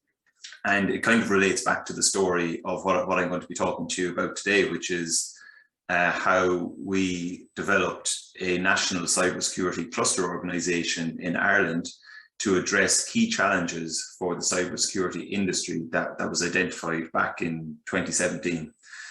So my name is Owen Byrne. I'm the cluster manager for Cyber Ireland, which is hosted at Munster Technological University. And before taking on this role, I worked with John in the V-Link research group on clustering projects across Europe and internationally for a number of years. And I suppose we've learned a lot about the development of clusters internationally and how they can be used to support economic development and innovation.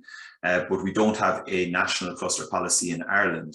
And we've had a piecemeal and ad hoc approach really to supporting industry clusters in Ireland, whereby some regions have provided funding to support a cluster organisation, but there's been no joined up thinking at a national level.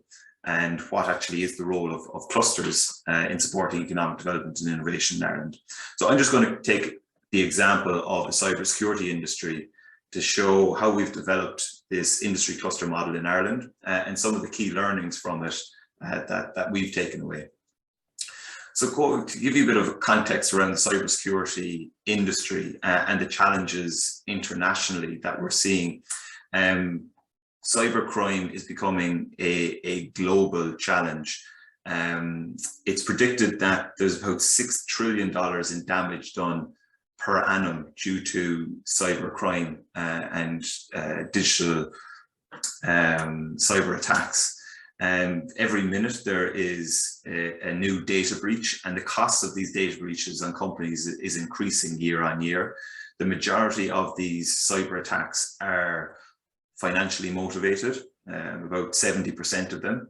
But there is an increasing amount of cyber attacks motivated by espionage, and we're seeing an increase in participation of nation-state actors in cyber attacks on both countries and companies as well. So cybersecurity, we have seen, has been a key issue during the pandemic, because all of us have moved online, whether it's working remotely, whether it's students being educated remotely, whether it's people communicating with their families online. And I suppose this increase in digital transformation and online activity for businesses, government, society also increases the risk of cyber attacks. And we've seen, I suppose, that there's been a healthcare epidemic and pandemic worldwide, but there's also a cybersecurity ransomware epidemic happening worldwide, with huge increases in the number of cyber attacks internationally. We've seen, I suppose, high profile ones in the US, the Colonial Pipeline attack, where the oil and gas pipeline on the east coast of America was hacked into by cyber criminals who requested a ransom, which caused severe shortages at petrol stations in America. And it shows, I suppose, the vulnerability of some of these critical national infrastructure to cyber attacks as well. And because there's an increasing number of these attacks, we're also seeing a huge skills gap, because we need more people with the cybersecurity skills to be able to protect our government, our industry, and our society as well. So that's a big challenge for industry. And if we look at Ireland in particular, we've a very strong digital economy made up of multinationals and SMEs. We hold 30% of the EU's data. So Ireland needs to be seen as a trusted location for FDI. But we've seen that the number of cyber attacks on Irish organisations over the past 2 years is actually double the global average.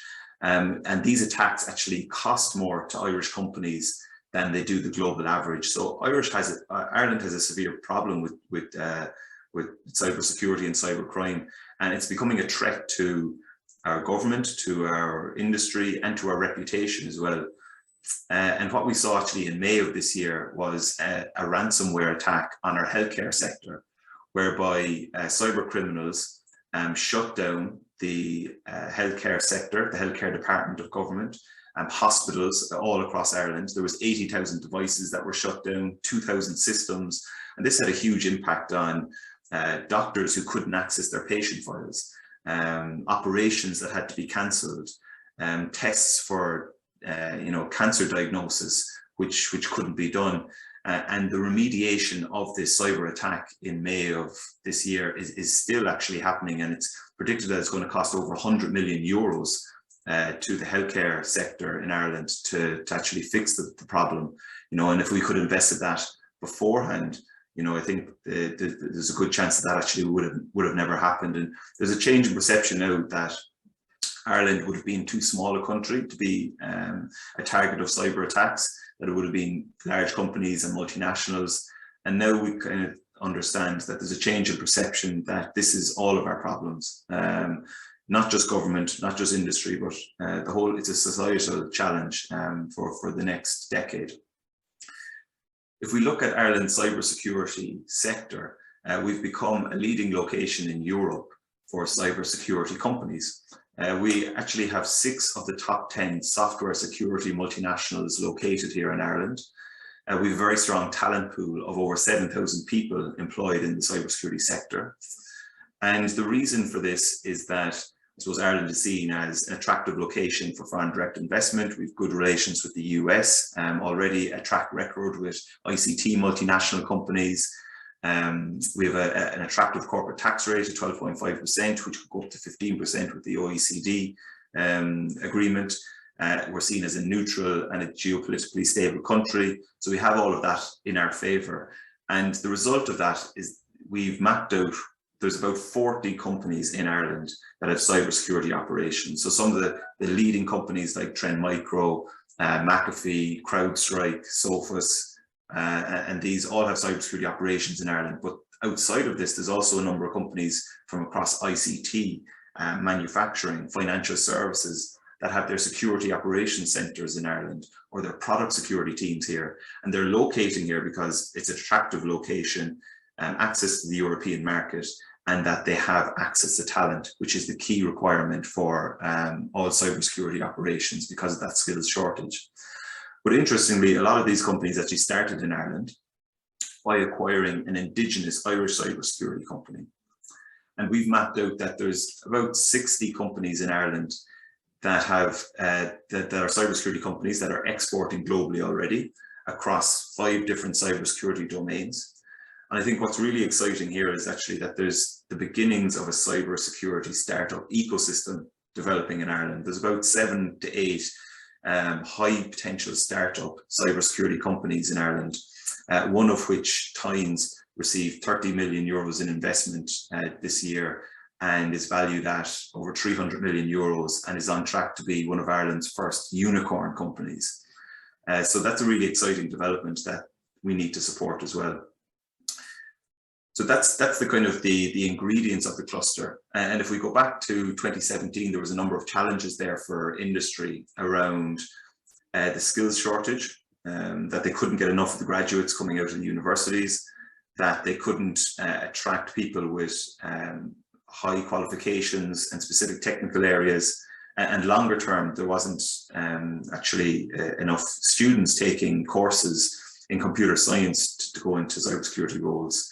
But as well as that, I suppose you have a number of initiatives around Ireland in cybersecurity, but none of these were actually talking to each other. There was no national coordination, and there was a lack of promotion about the sector in Ireland, and there was no one industry body there to represent the sector and to join up the dots.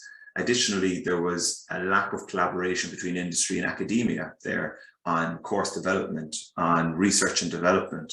And so there was a call by industry for an industry association that could provide some joined up thinking on these key challenges. And that's where Cyber Ireland came about. So in 2018, we received government funding, which was match funded by a university where I'm based, Munster Technological University, to host the cluster. We then went out and went around the country talking to industry, running cluster activation workshops. We had hundreds of people from industry attend those to understand what are their challenges and what should be the focus of a cybersecurity cluster, because we can't boil the ocean. There's many things we could be doing. We need to be strategic with the resources that we have. And out of those workshops and conversations, we developed a cluster strategy with objectives, with a mission to enhance the innovation, growth and competitiveness of the companies within the cluster, and a vision that we would make Ireland a leading location globally for cybersecurity talent, innovation and solutions, and a number of objectives and activities to achieve that vision and that mission. So we launched it in 2019, and today we have over 130 cluster members, 70 SMEs, 40 multinational companies, 11 universities and a number of government agencies. And to achieve our objectives and our vision, we have 4 key activities. The first one, the foundation, is building the community. So how can we support collaboration between startups, SMEs and multinationals, connections with industry and academia, and also having the support of government agencies there. So facilitating that between regional meetups. We ran our first national conference last week. We had 400 people attend that. And on all of the sessions, they were mixed between people from industry, academia and government. So that builds the key ingredient for a cluster, which is trust. Trust between people, trust between the individuals and the companies who are competing with each other actually for the Irish market, for the international market, and are competing on talent. But if you can build relationships and trust between people, it allows them to work on the key challenges then that require a lot more work. So for example, the goal of ensuring we have homegrown cybersecurity talent in Ireland to meet the demands of industry. We've done a cyber skills survey. We're working with academia now to develop new courses and have got funding from government to provide hundreds of new cybersecurity graduates over the next 5 years. We have programs for cybersecurity and career awareness for secondary school students and ran a cybersecurity summer camp. We have a group called Cyber Women Ireland to support women in the cybersecurity workforce, because there's a gender gap across all of ICT, but also in cybersecurity as well. And then on collaborative research and development, how do we build the relationships between industry and academia? How do we support innovation and commercialization of new technologies? And our aim is to develop a national cybersecurity research centre to be a centre of gravity for cybersecurity research, training and development in Ireland. So, sorry, Owen, I might just cut across you there because our time is running short, if that's okay, because I think some of what you were speaking to there might come out in the Q&A session anyway. But thanks very much to all our presenters for their presentations. Very, very interesting. I suppose it showcases very different ecosystems and how they're operating, I suppose, as part of these ecosystems in their particular regions. So I might ask that Miriam and Vilma, you might pop on your cameras there as well. So I have a question, and I think there's a couple of questions from the audience as well. We have a hand raised too, but just maybe to kick off the questions. So all 3 ecosystems are up and running. So Miriam was mentioning about the project and how that brings together the SMEs. But I'm just wondering about into the future and the future plans and how the ecosystems will be kept going. Miriam, is there a way that your ecosystem is going to be sustainable after the project, and maybe you could speak to that? And Vilma, I suppose, what are the plans in terms of the funding mechanism and how that works? And maybe Owen, you alluded to some funding and supports for cluster management, but maybe just in terms of the funding mechanism for the cluster, you could give us a little bit more on that. So maybe if we just start with Miriam and then Vilma and Owen to come in, if that's okay. Sure, thank you very much for the question. So yes, definitely the point always is how we can make our ecosystem more sustainable. And this in our region is mainly also supported by the Ministry of Economics. So they are supporting some projects in the fields of open innovation and social innovation. So I can give another example. In the past, we have done also some open social innovation competition challenges in our region, which was a project funded by the ministry, which will also hopefully go into an open social innovation hub, which however has not been funded in our region. So in the northern part of Germany, especially in the region of Berlin, there are some cluster initiatives in this direction already established. I would not say that we're lacking behind. I think the focus in our region has been in the past a little bit on different fields, and now that the topics of open social innovation has come more into focus, also due to the 2 past years, okay. I think this will be very much in focus and also supported by public policies. Very good, excellent. And Vilma, maybe just I suppose the funding mechanisms that you have for developing the ecosystem and how that works, and how people contribute to that, I guess. Okay, thank you, John. Talking about funding in social innovation topic is a little bit tricky, as created value and social impact is in a long perspective. It's difficult to measure social impact. It's difficult to gather all the actors, and it's I think very important to have this systemic approach. And for example, it's very interesting when social innovation is linked to mostly all ministries in Lithuania, but also no ministry is responsible for social innovation. So we are advocating a lot that one of them would take this flag and then create some sustainable financing mechanisms, because also the mechanisms for clusters are also mainly directed for business clusters, not for social innovation clusters. So funding theme is difficult, but I think also just to rely on project funding is not very, very sustainable. And just we know that this social innovation topic is boosting now in European Union, and then we see that all these big programs as Horizon Europe and Interreg and others, they are focusing on this topic. So we think that the project also could be one of the funding sources, but also governments has to involve, and creating our own products and services is also important, working together with the universities and colleges. Excellent, that's super, that's great.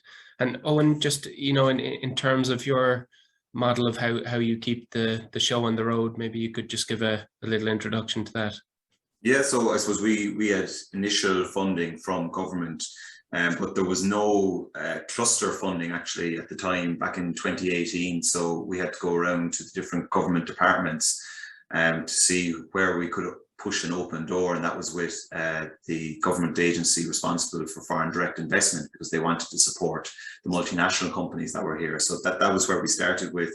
And then the university that had the links to the companies match funded that, and also hosted the cluster organization. So our office is actually based in the university, and they provided that as an in-kind contribution as well. And I think that's really important when you're getting it up and off the ground, and before you maybe have the buy-in from all the supporters and industry funding as well, and that you have some sustainability or security there from a host organization. And then after that, I suppose we were keen to ensure that we had match funding from industry. So we started an industry revenue subscription model after the first year, made it free. And that matches the funding then that we have coming in from government as well. On top of that, I suppose our goal is to become a sustainable cluster organization, to have, sorry, excuse me, I'm going to sneeze here, I think, in a second, to have a sustainable supply of funding from across government, from industry, and also from competitively won sources, and also our own project funding as well. So that's something that we need to develop in time. We haven't done that business services to industry yet, but it's something we'd like to develop in the future. And I think an important point as well is that it's important to match the funding with the objectives of the organization. So if we have funding coming in from industry, that's short term on an annual basis. They're going to want to see the results and the value of that over the next 12 months. But if we want to, I suppose, impact key challenges for industry around skills and innovation, they're things that take, you know, 5 years, maybe even 10 years. And so we need a similar funding model to be able to match that as well. Very good. Very, very interesting. I know there's a couple of hands up.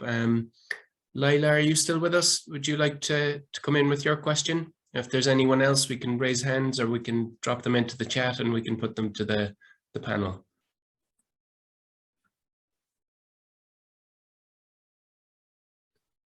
Or if Lila isn't ready to come on board, I suppose in terms of the, you know, the COVID impact that we've seen across Europe and globally, you know, all of your ecosystems have obviously, you know, worked throughout that pandemic. And I was just looking for you maybe to come in quickly with what's one positive thing that supported your ecosystem within the pandemic, and is there something that's been really negative as well, you know, or that's impacted how you connect with your members? So maybe we could start with Miriam and go to Vilma and Owen on that one there as well. Yeah, I mean, in the south of Germany, as I said, our main workforce at the moment lies in automotive, and the manufacturing SMEs have been very affected, of course, by the pandemic in the first month. There have been, which is, I think, very positive, of course, government funding for SMEs that have been particularly affected, which is, I think, one positive spin. And also some companies have been, yeah, let's say, forced to accelerate their digitization process. So Ian has talked before about the skill gap, especially in cybersecurity. I would point my finger on a skill gap generally in the field of digitization within companies. Also, especially, there's a huge difference, a skill gap between like startups and well-established small companies. So this is one positive that can, like, one positive takeaway. However, the government funding that I've mentioned before was partly not always available to the social economy. Okay. So this is one thing that has been an issue, especially in the first month, and then government programs have been adapted also a little bit due to yeah, I think everyone was learning as they were going and seeing how best to connect with companies, but that's great. And Vilma, in terms of like your cluster, I guess, started during the pandemic, or, you know, if it started in 2020, so that there was obviously a need, and, you know, that there's some positivity around that, but maybe you could just come in and tell us a little bit about that, and how and why maybe you decided to come together at that point. As you know, as I say, challenges are our daily bread in social innovation field. So I think our cluster born exactly when this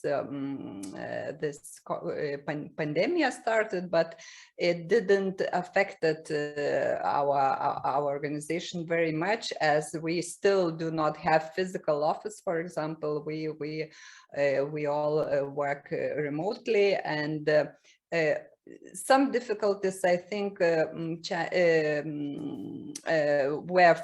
for our social enterprises, but usually they all have to adapt very fastly with these changes and to grow. And we have businesses which work with digital technological solutions.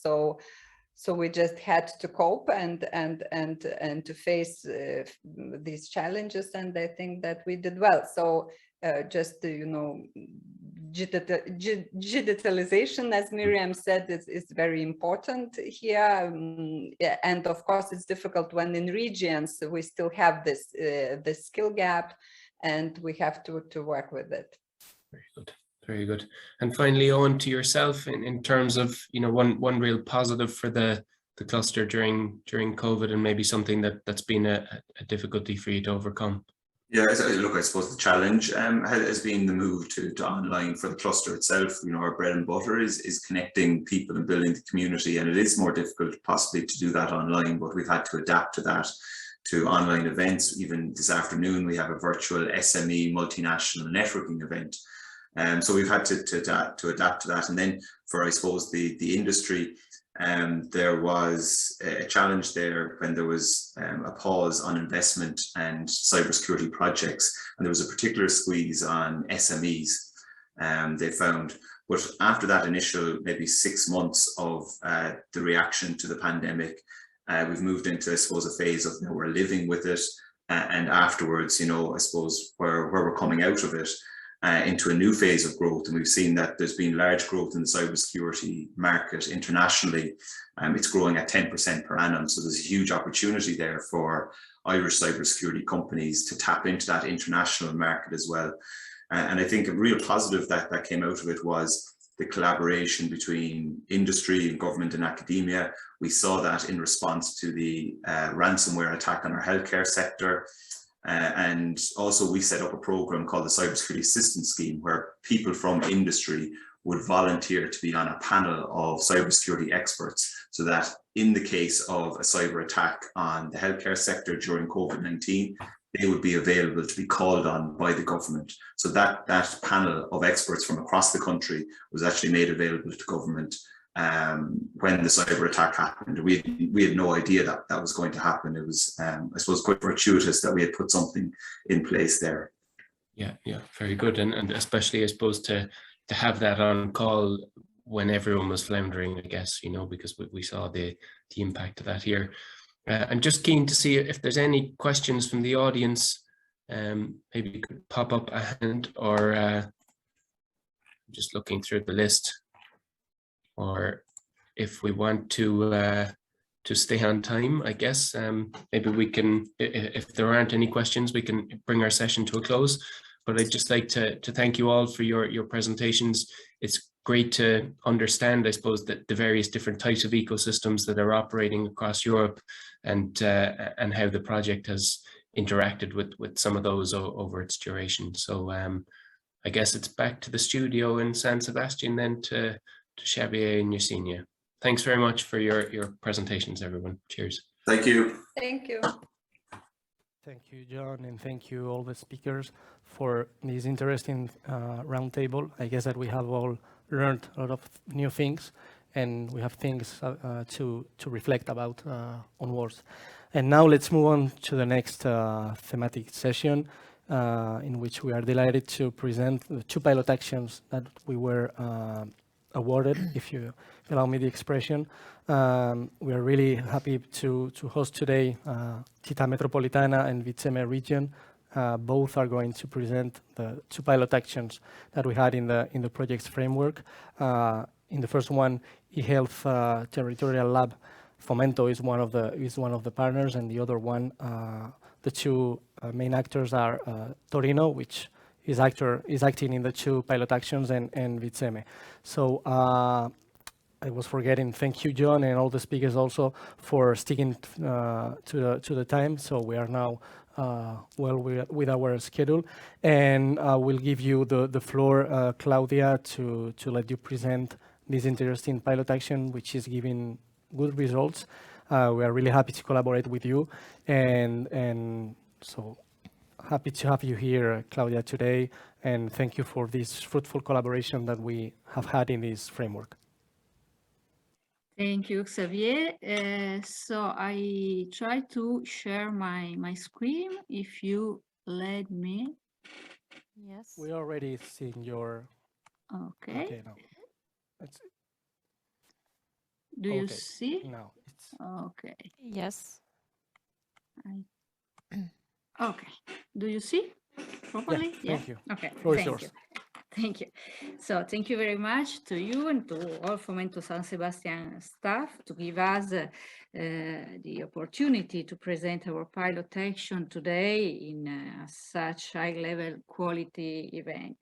Listening to the previous speakers, I'm more and more convinced that our pilot has taken some core challenges of the program. For instance, the importance of the cohesion policy for the most remote areas, the concept that no one should be left behind, the economy should work for everyone, the technology and innovation has to be for people and for improving their quality of life.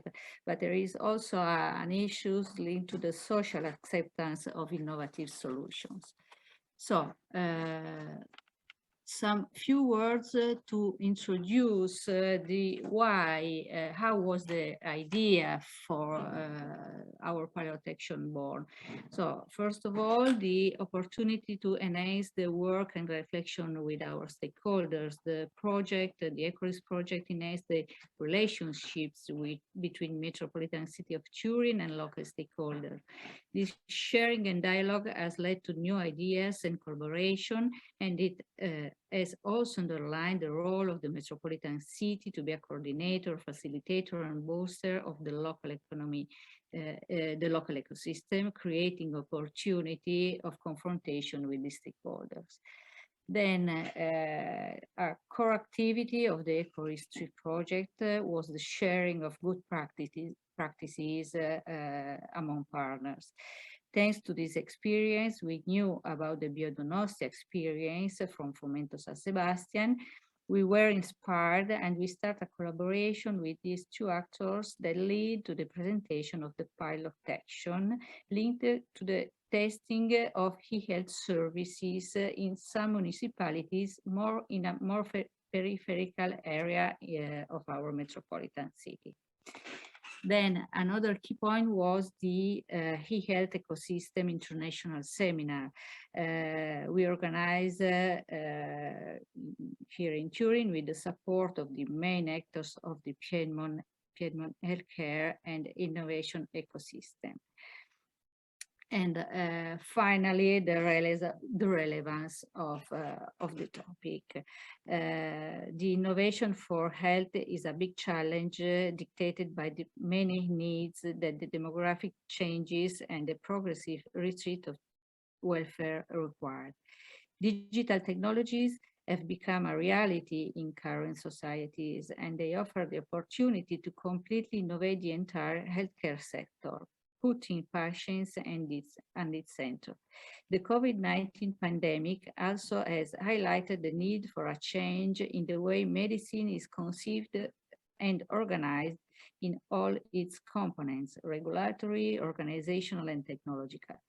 Partly along previously patterned, already trusted, and partly imposed by the emergency, which could have an impact on the entire system, including industry.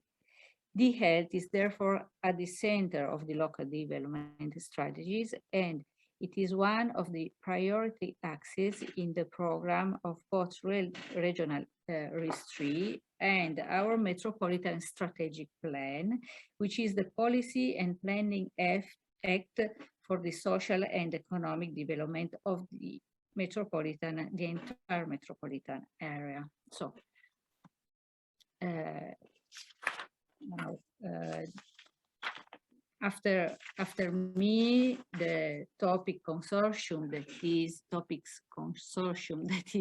our technological partners for this pilot will present more in depth some key points of our pilot action that you see summarized in this slide. So for me is all. Thanks again.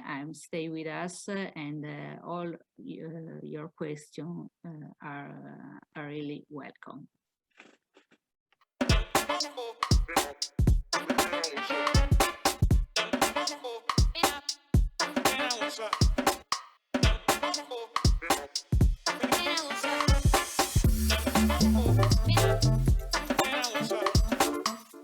La telemedicina può essere vantaggiosa per tutta la popolazione.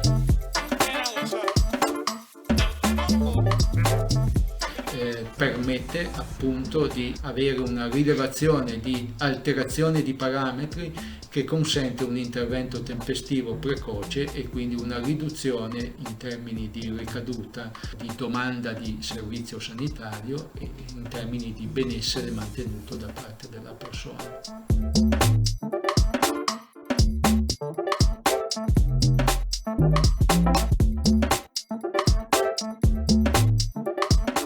È un'esigenza, un bisogno che viene manifestato alla città metropolitana da tempo e che mette insieme il tema della connettività con il tema della tutela della salute e del benessere, che sono due temi prioritari evidentemente per il nostro territorio. Sicuramente le valli e le zone montane sono quelle che hanno la maggior necessità di poter avere la garanzia di un collegamento con i servizi sanitari e i servizi assistenziali.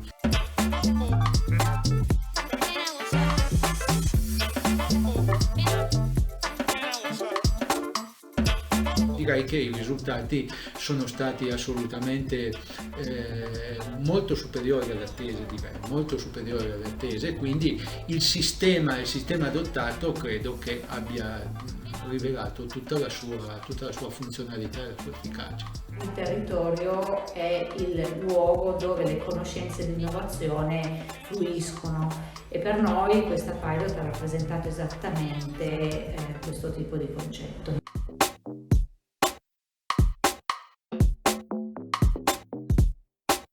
È chiaro che se noi immaginassimo di estendere su grossi numeri di popolazione una metodologia di questo tipo, potremmo costruire da un lato delle mappe epidemiologiche riferite ai parametri in studio, sicuramente importanti per individuare le caratteristiche di salute o di meno salute della popolazione.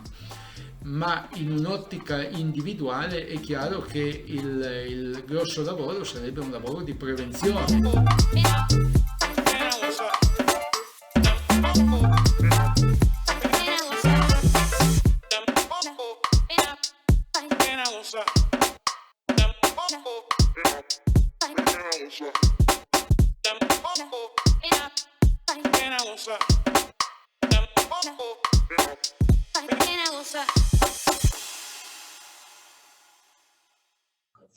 Hi everybody, thanks Claudio for the introduction. Thanks to Yesenia and Xavier for inviting us today in this great meeting. My name is Cristian Racca. I work for Topics together with me Chiara Giretti, my colleague, and we will coordinate the pilot action in Piedmont region. We decided to open this short speech with this video because probably describe it better than words what we achieved during this pilot. We also have a quick presentation. Let me share the screen if I'm able to do this. Just a second. Can you please confirm that you see the slides? Yes. Okay. Thank you. Well, just a matter of recap,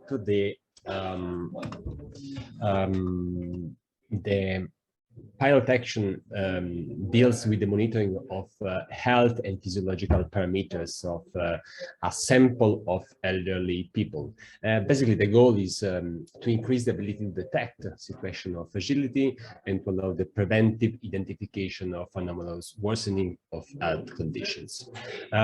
So basically, it is an application of a telemedicine system that was activated in mountainous areas with low population density and particularly with some issues in terms of connectivity. Here we can see the beneficiaries, the area of intervention, and also some data about the duration in the monitoring. You can see basically that is a very small group of people, 65 plus years old, for couples and for single individuals. You can also see the municipalities where the pilot action was developed. That is basically here. Vision. pulsion easier is something like here. And you can see also the duration and the frequency of the monitoring. So basically, we add 8 monitoring sessions with more than 600 observations collected over a period of 3.5 months. One of the value of this pilot action is basically the fact that it is a nice implementation of the 4-helix approach, as you can see in this slide. So we involved in this testing many stakeholders, people from public authority, so municipalities, of course the Città Metropolitana di Torino, but also the health district and social assistance organization. We involved industries, corporates, large and medium corporates. We involved the academia, so thanks to the participation of the business incubator by University in Torino, and of course we involved the civil societies with the final beneficiaries of the service. And the service that we tested during the pilot has been based on 2 different solutions, more or less. They are pretty similar, but with some specific features. The first solution is based on mobile phone connection and mobile data, basically, and it is based on a SMS that was delivered to the beneficiary and that enabled the filling of a questionnaire. Solution B was something more experimental, and we adopted the second solution because in some of the situations, some of the cases, a mobile connection was not good for this kind of testing, and also people do not have the right equipment.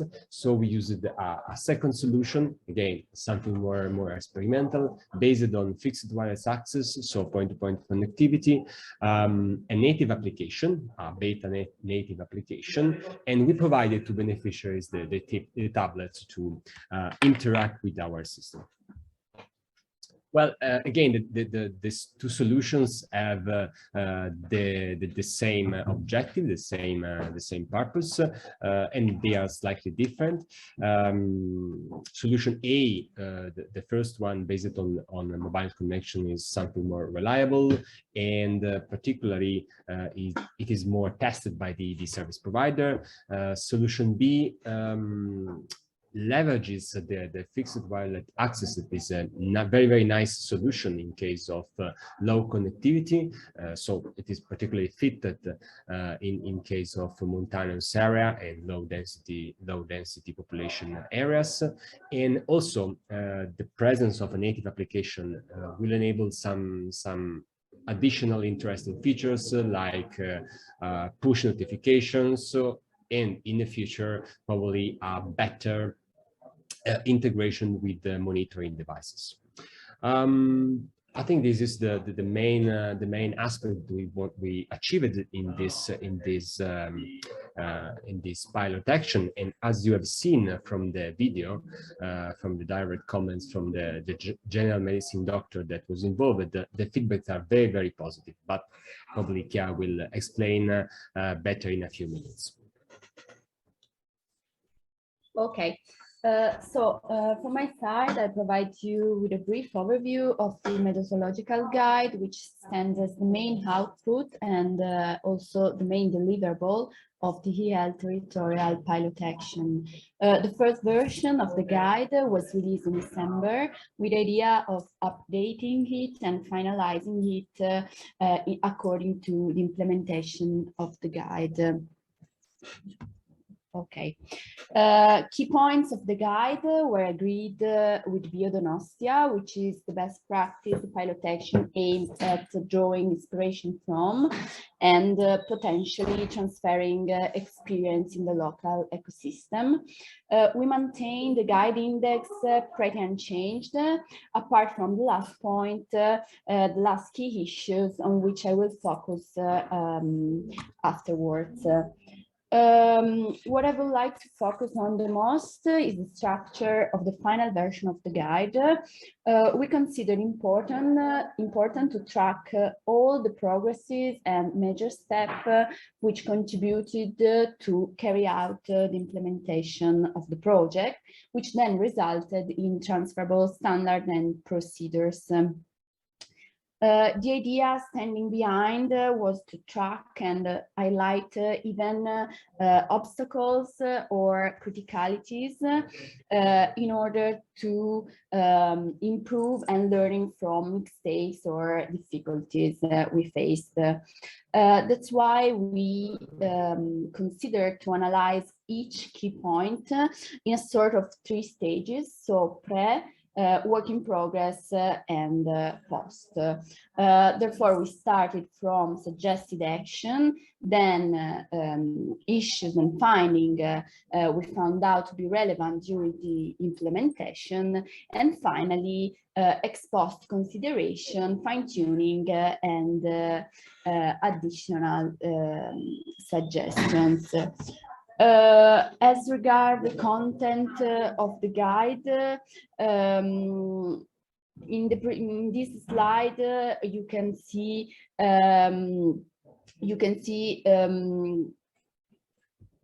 okay, sorry. You can see directly from the guide an extract of what we design. The press stage as foreseen and suggested in the first release, so unchanged. Then a brief description of the implemented action and findings, focusing on the elements we consider more crucial for carrying out the task and with a view of an eventual replication. Finally, the ex post consideration, in which we inserted a sort of a standard we consider the one to comply with in order to achieve the desired result, or at least the one which maximizes the capability of reaching it. As regards the contents of the guide, as previously said, the team confirmed all the key points released in the first version, but downstream the experimentation, we found out that beside the single components, what really convey an added value to the experimentation is the adoption of an holistic approach and the design of a common metrics of all key issues interacting.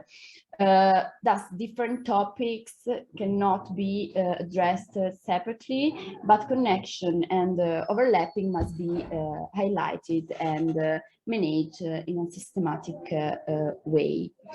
Okay, in the next slide, I briefly show the feedback we gather both from the participants and from the family doctor, and in general from stakeholders involved in the pilot action as part of the portable helix model.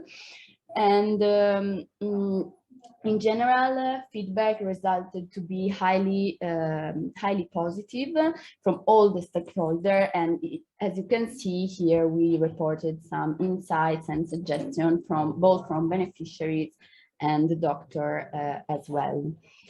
As concern next steps, on the 15th of November 2021, the project team will meet administrator, counselors, and in general all the stakeholders involved in order to share, disseminate, and communicate pilot results with a view of a possible eventual continuation of the project. And in this context, the team will also share results with the local health district, which is supposed to be the subject which could really have a weight and an impact in the decision to eventually carry further the project. Finally, the Metropolitan City of Turin will disseminate results through its communication channels. What about further developments, or better said, what we opt for is the development of a structured dialogue between all the stakeholders, even outside of the specific context of the pilot action, and then a possible replication of the service in a similar context. So from our side, it's all. That's all. Yeah, let me just simply add a special thanks for this great opportunity that we had to work on this pilot. Topics is an internet exchange, so we deal with connectivity issues every day. We work on networking.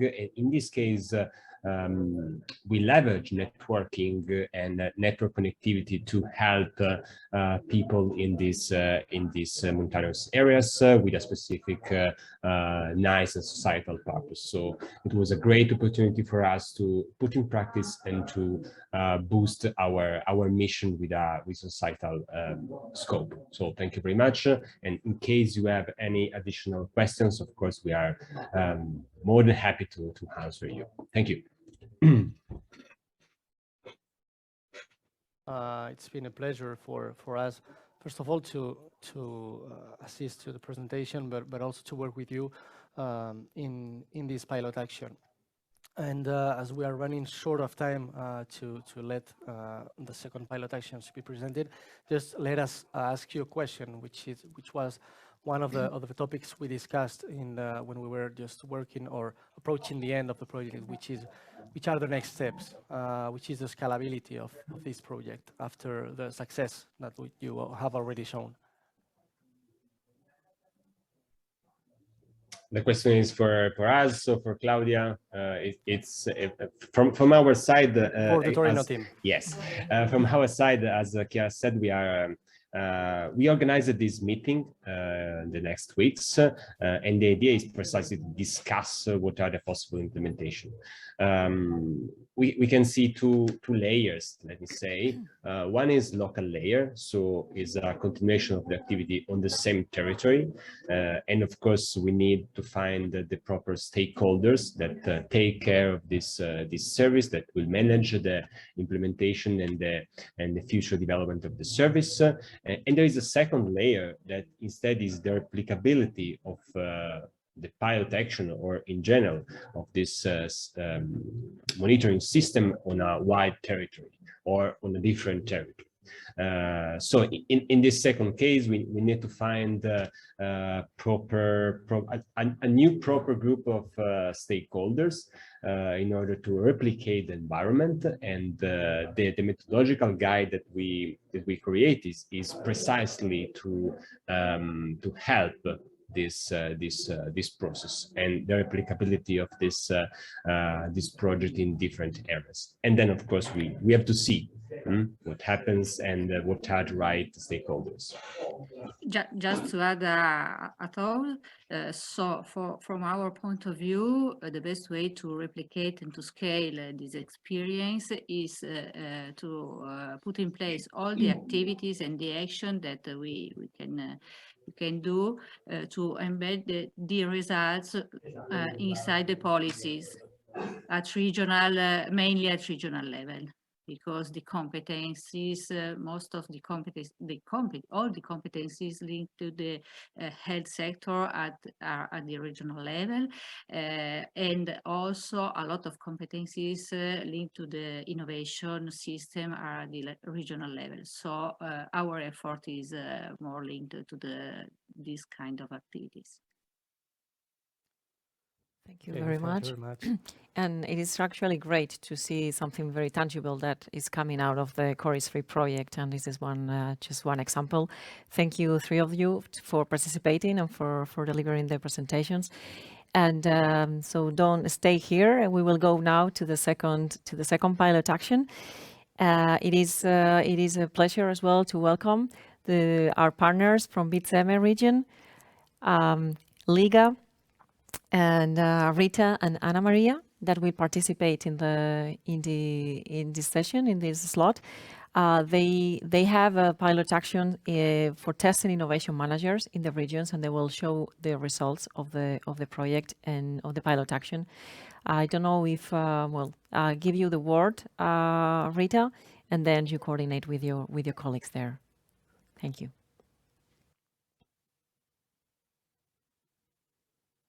Hello, everybody. My name is Lega, but as you gave word to Rita, Rita, are you up to say introduction words?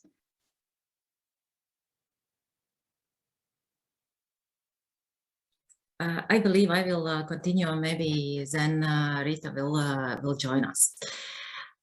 So my name is Lega Brasliņa, and I'm representing Vidzeme Planning Region in Latvia, and we will share today with you results we got within our pilot activity, Innovation Project Manager.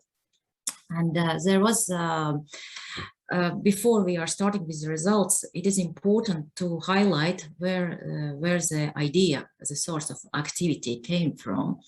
And we did, 2 years ago, we did in-depth analysis about the region, where are the most significant obstacles for the growth, for smart specialization, for small and medium enterprises.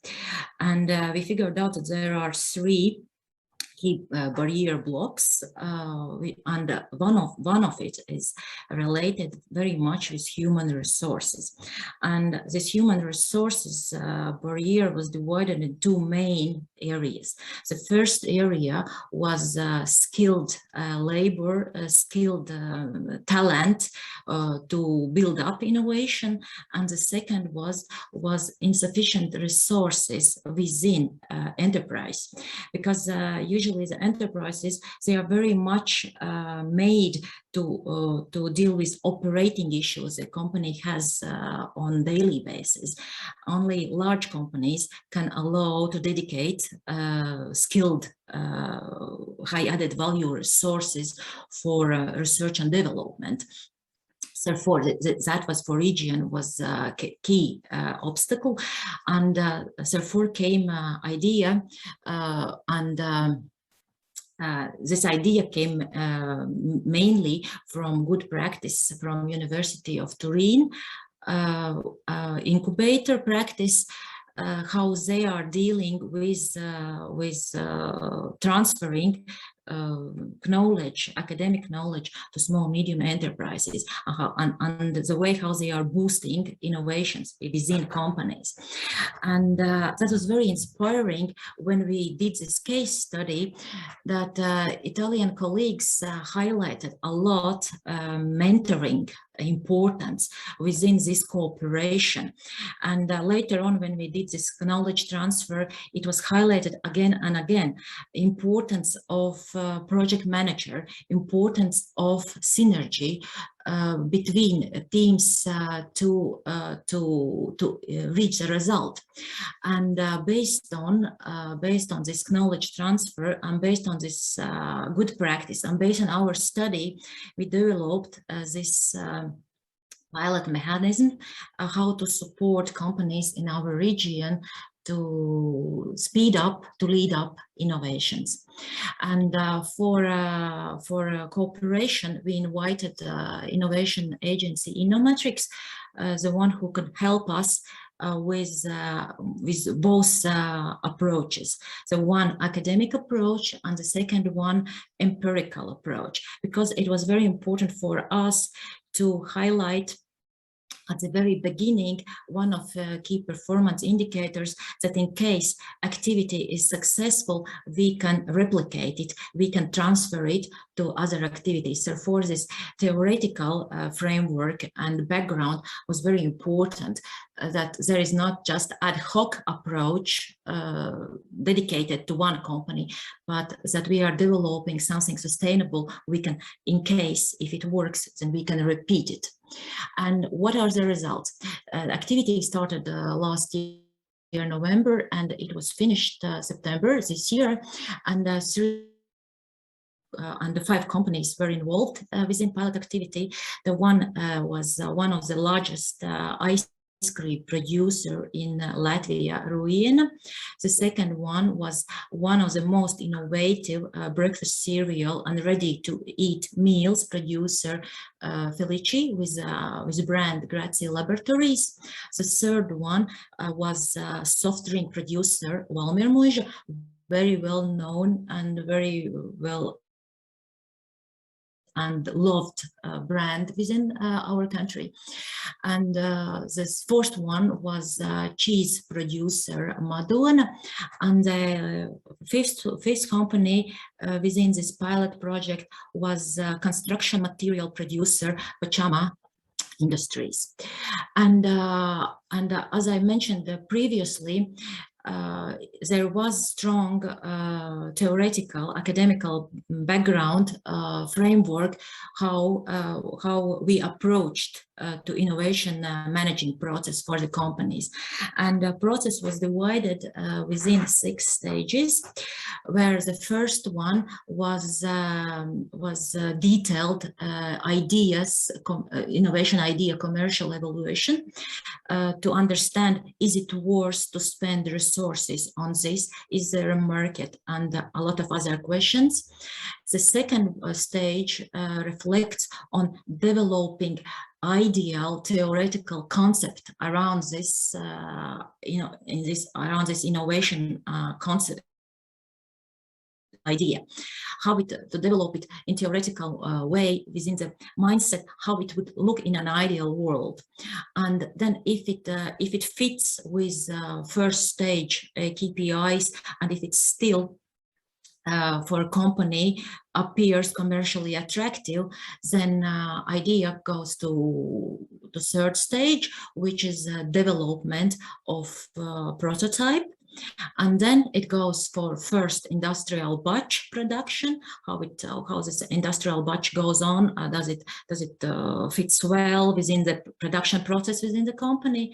And the fifth stage reflects on commercial launch part, on marketing and promotion plan, and the sixth stage goes on innovation idea evaluation after 9 or 12 months, how it went, was it successful, do we need to improve something, or it can move further on the way innovation was developed. That was a conceptual framework we implemented within our innovation management system. And for total project and for each stage, there was detailed Gantt timelines defined.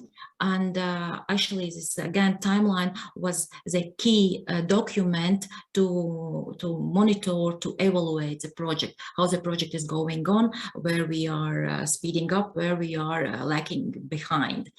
And sorry, Liga.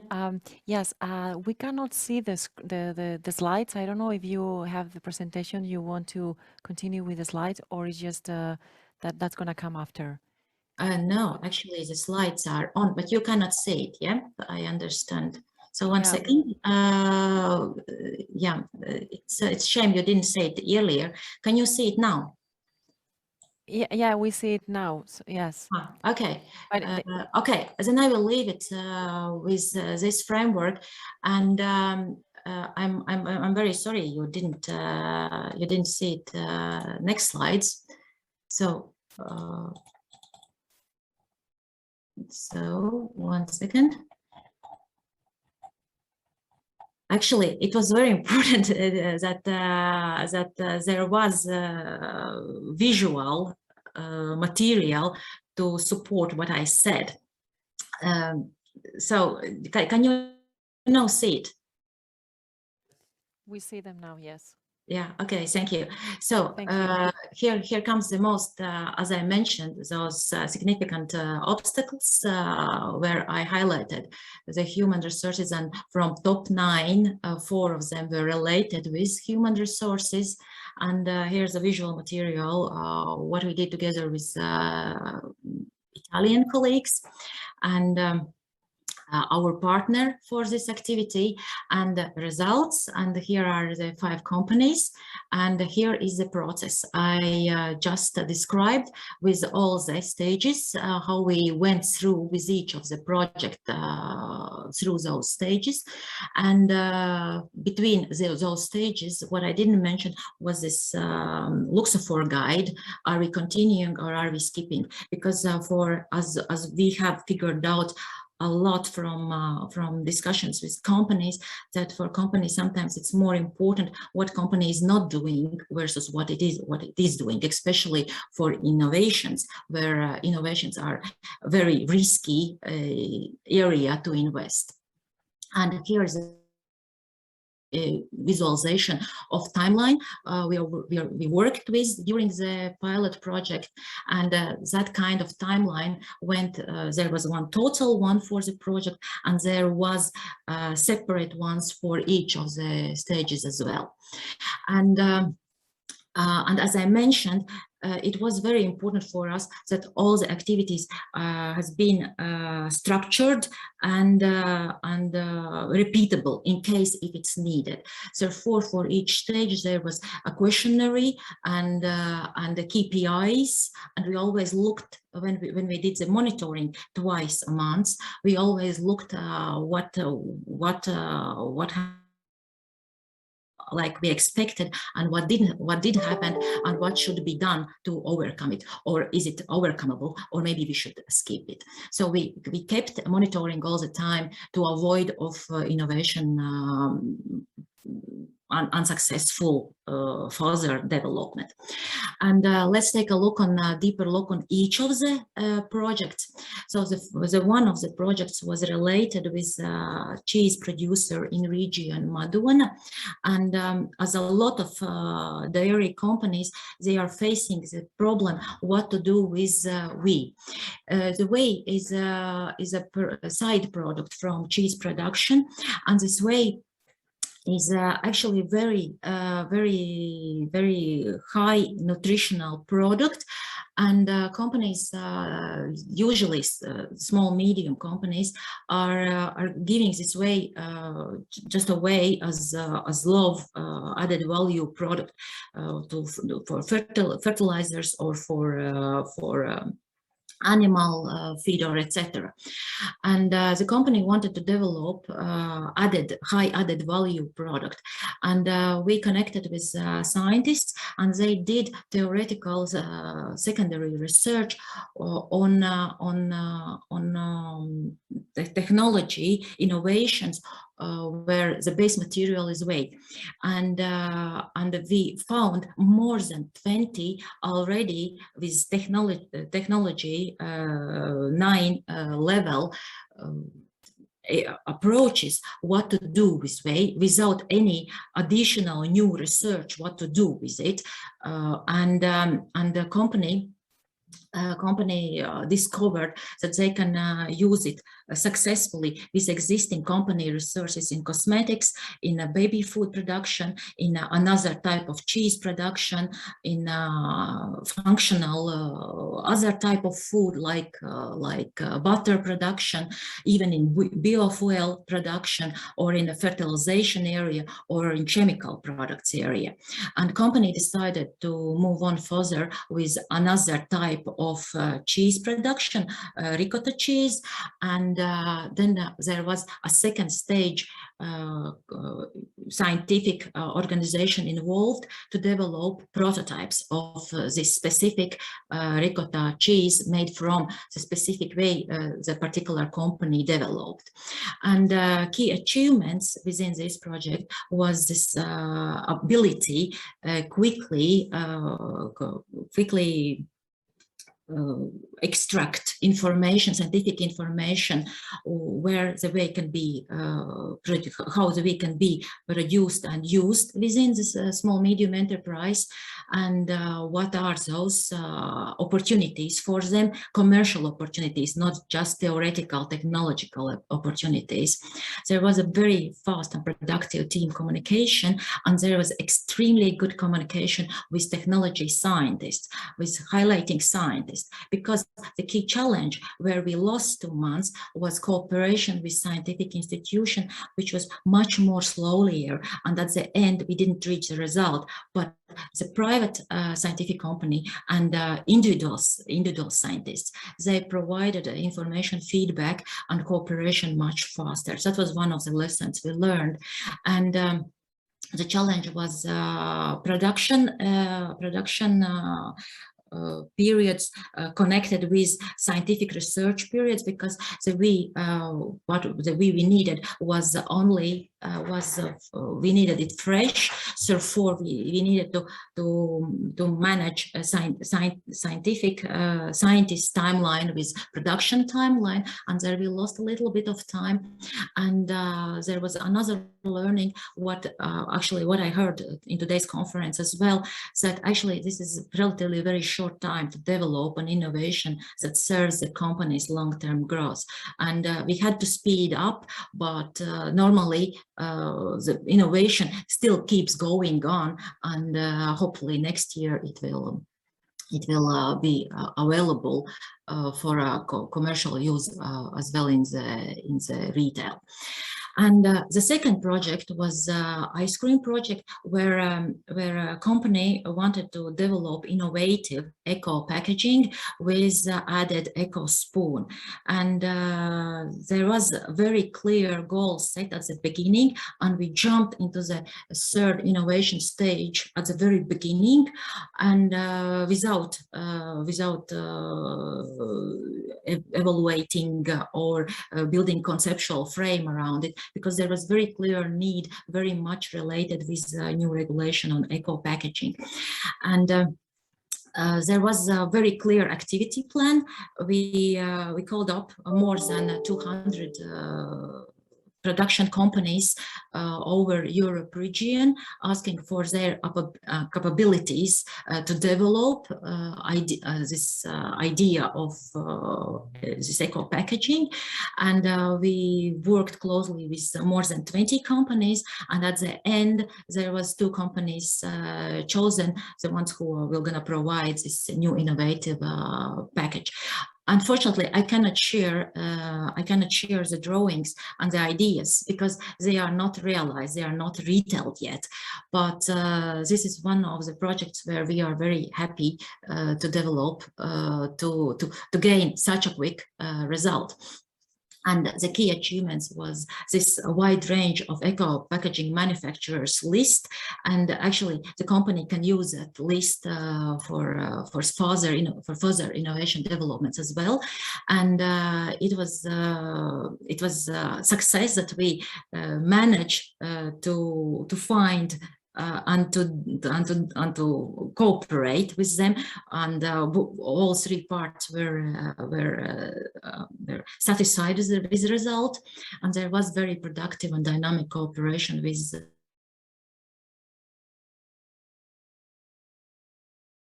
the enterprises. And the challenges was very specific. Very experiments, and there was time pressure due on this new regulation, and there was another problem. We had to align this packaging for large-scale production, which is, of course, is a little bit different if we are producing something on batch production type versus we are producing millions of units at the first industrial testing.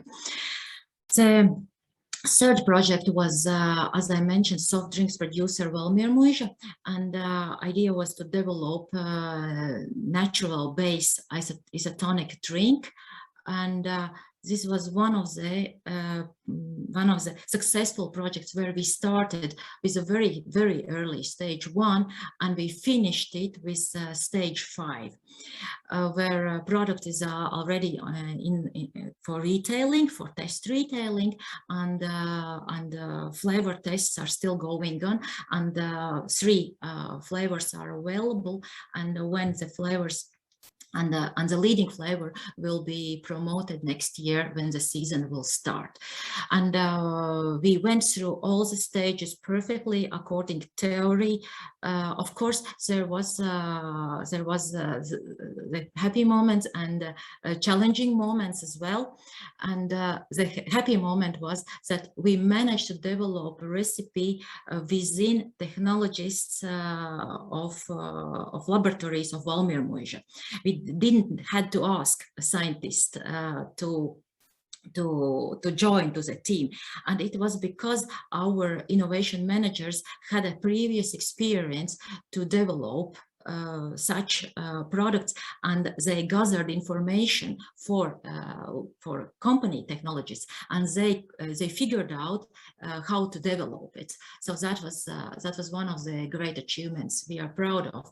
There was very fast team communication and decision making, and we built it in a parallel with project. We built a unique concept for it as well.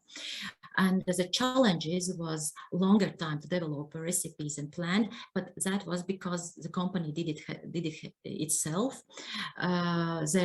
We didn't manage to do the validation of recipe efficiency in cooperation with scientific institutions, because, as I mentioned previously, scientific institutions, they are much more slower ones than individual scientists or private scientist companies. So it took too long time, and there was other barriers, probably requesting another separate discussion. And the challenge was to develop the next level carbohydrate electrolyte drink, because we developed isotonic drink, which was a target, but we already settled a new target to develop this next level electrolyte drink. So the fourth project was related to develop with Grazie Laboratories brand to develop sugar-free, ready-to-eat oat meals. And again, this was one of the top success projects for us, because we started with almost no idea till ready for production product. The product is not in the shelves just because just due on logistics problems, we couldn't gather in time packaging material from Asia region, as a lot of companies in Europe region due on those logistic problems we know. But the project went extremely well through all the stages, and our key achievements was fast development, extremely fast team communication and decision making, and we did a wide range of trends and measurements for the validation of commercial demand for this particular innovation. The challenges were related with recipe development to balance of taste and health, of course, as I mentioned, logistics and implementation of the promotional plan. Those were key three challenges. And the last project in pilot project was related with construction material, with 100% ecological thermal insulation for construction materials. The company developed in their internal laboratory eco insulation material from wood chips. And they find out that this product is extremely good for thermal impacts, and they wanted to check, is there a commercial opportunity for this product to become a new high added value construction material. And what we did, we managed additional funding to do in-depth analysis for technically economical research. What type of isolation materials are required? Is there economic scale behind it? And the same we did. We added another research institution and scientists to check how to validate this company's findings in their laboratory on research on scientific scale. Is this material as good as it appears to be in laboratory? And we found additional funding for this and developed the research plan. The researches are still going on. They will be finished in the next quarter 1/22, and then we will see what will gonna happen with this innovation. And the key challenges was consuming administrative processes, a lot of time consuming, and we wanted, before we entered into the next stage of scientific research, we wanted to obtain existing materials, empirical studies, how the material acts in a real environment. It took a little bit more time than we expected. And again, actually, this is the 9 months is very short time to develop such a technology-related innovation, which serves companies' long-term growth. So, and our main results would not be complete without mentioning our colleagues in Italy, University of Turin Incubator. And as I mentioned at the beginning, we did 3 days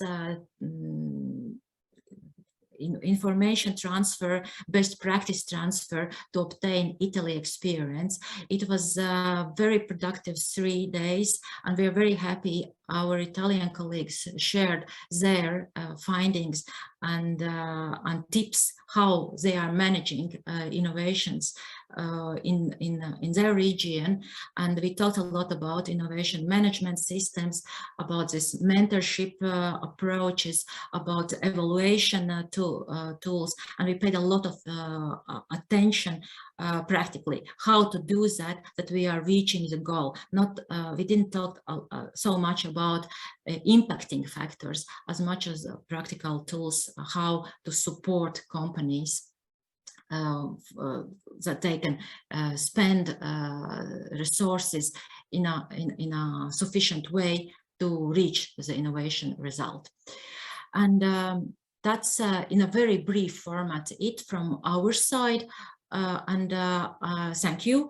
And before we are entering for questions and discussion, I will give a word to our partner Anna from company Felici, from brand Grazie Laboratories, and she will share their experience from company side, how this pilot activity went.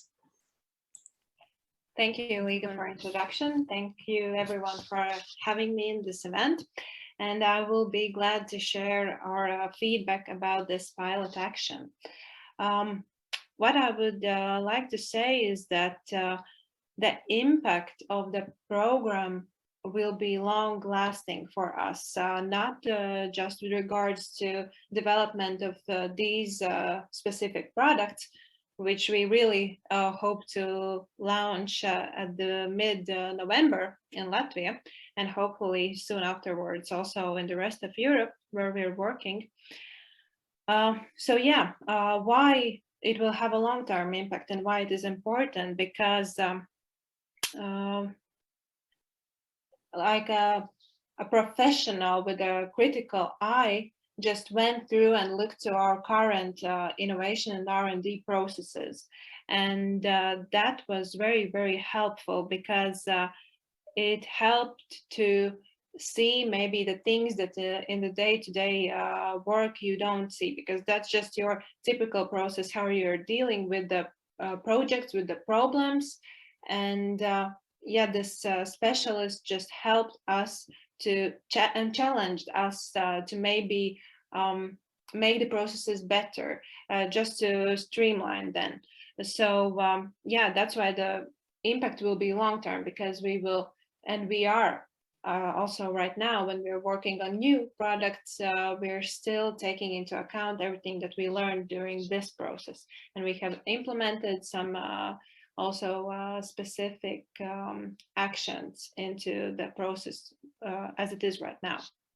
And in general, I would say that for small and medium enterprises that are fast growing, as our company is, it is very, very important that there is a possibility to access also the market data. And as Liga also mentioned, that we were really focusing on the data and really analyzing them and what we have, what kind of feelings we have from our operational side, what are the trends and how do we see the future products. And just to put everything together with real market data, it's just very, very valuable experience. And it really helped to shape the new products specifically for specific consumer groups, just to be able to target them more specifically.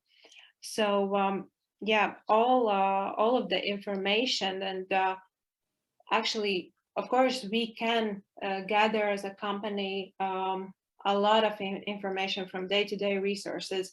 However, as Lee also mentioned about the workforce and about the lack of human resources, that is true, because a lot of data that's really nice and good to have, but only if you're in the position to also devote time to really analyze them and gather the most important and specific information.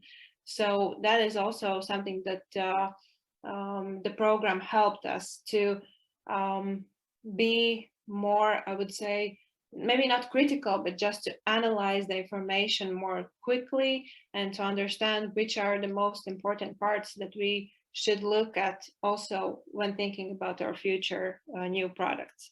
So I would say that the project and the program as such can be very beneficial to both companies that are in its really early stages and maybe don't have yet project development, product development specific maybe procedures, and also for companies that are already up and running for quite some time, but just lack some kind of human resources and doesn't have a huge team. So this program just helps to understand where to put our focus on. So thank you for the possibility to participate in it.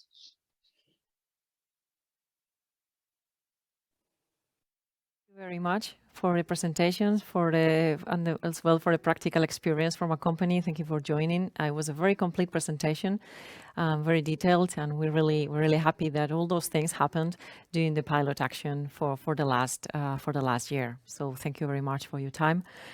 I am sorry we are a bit behind the schedule for everyone. So if that is okay for everyone, we will have to be closing the session, the conference.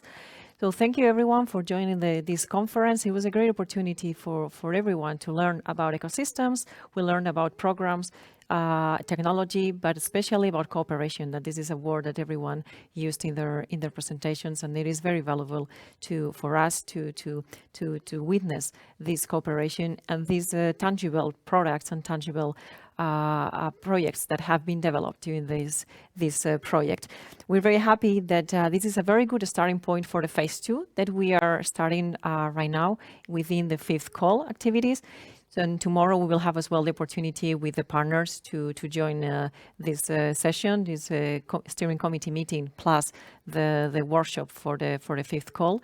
And thank you again for joining the session. And well, we hope you learned as much as we did today. Thank you very much. Thank you very much. Have a good day.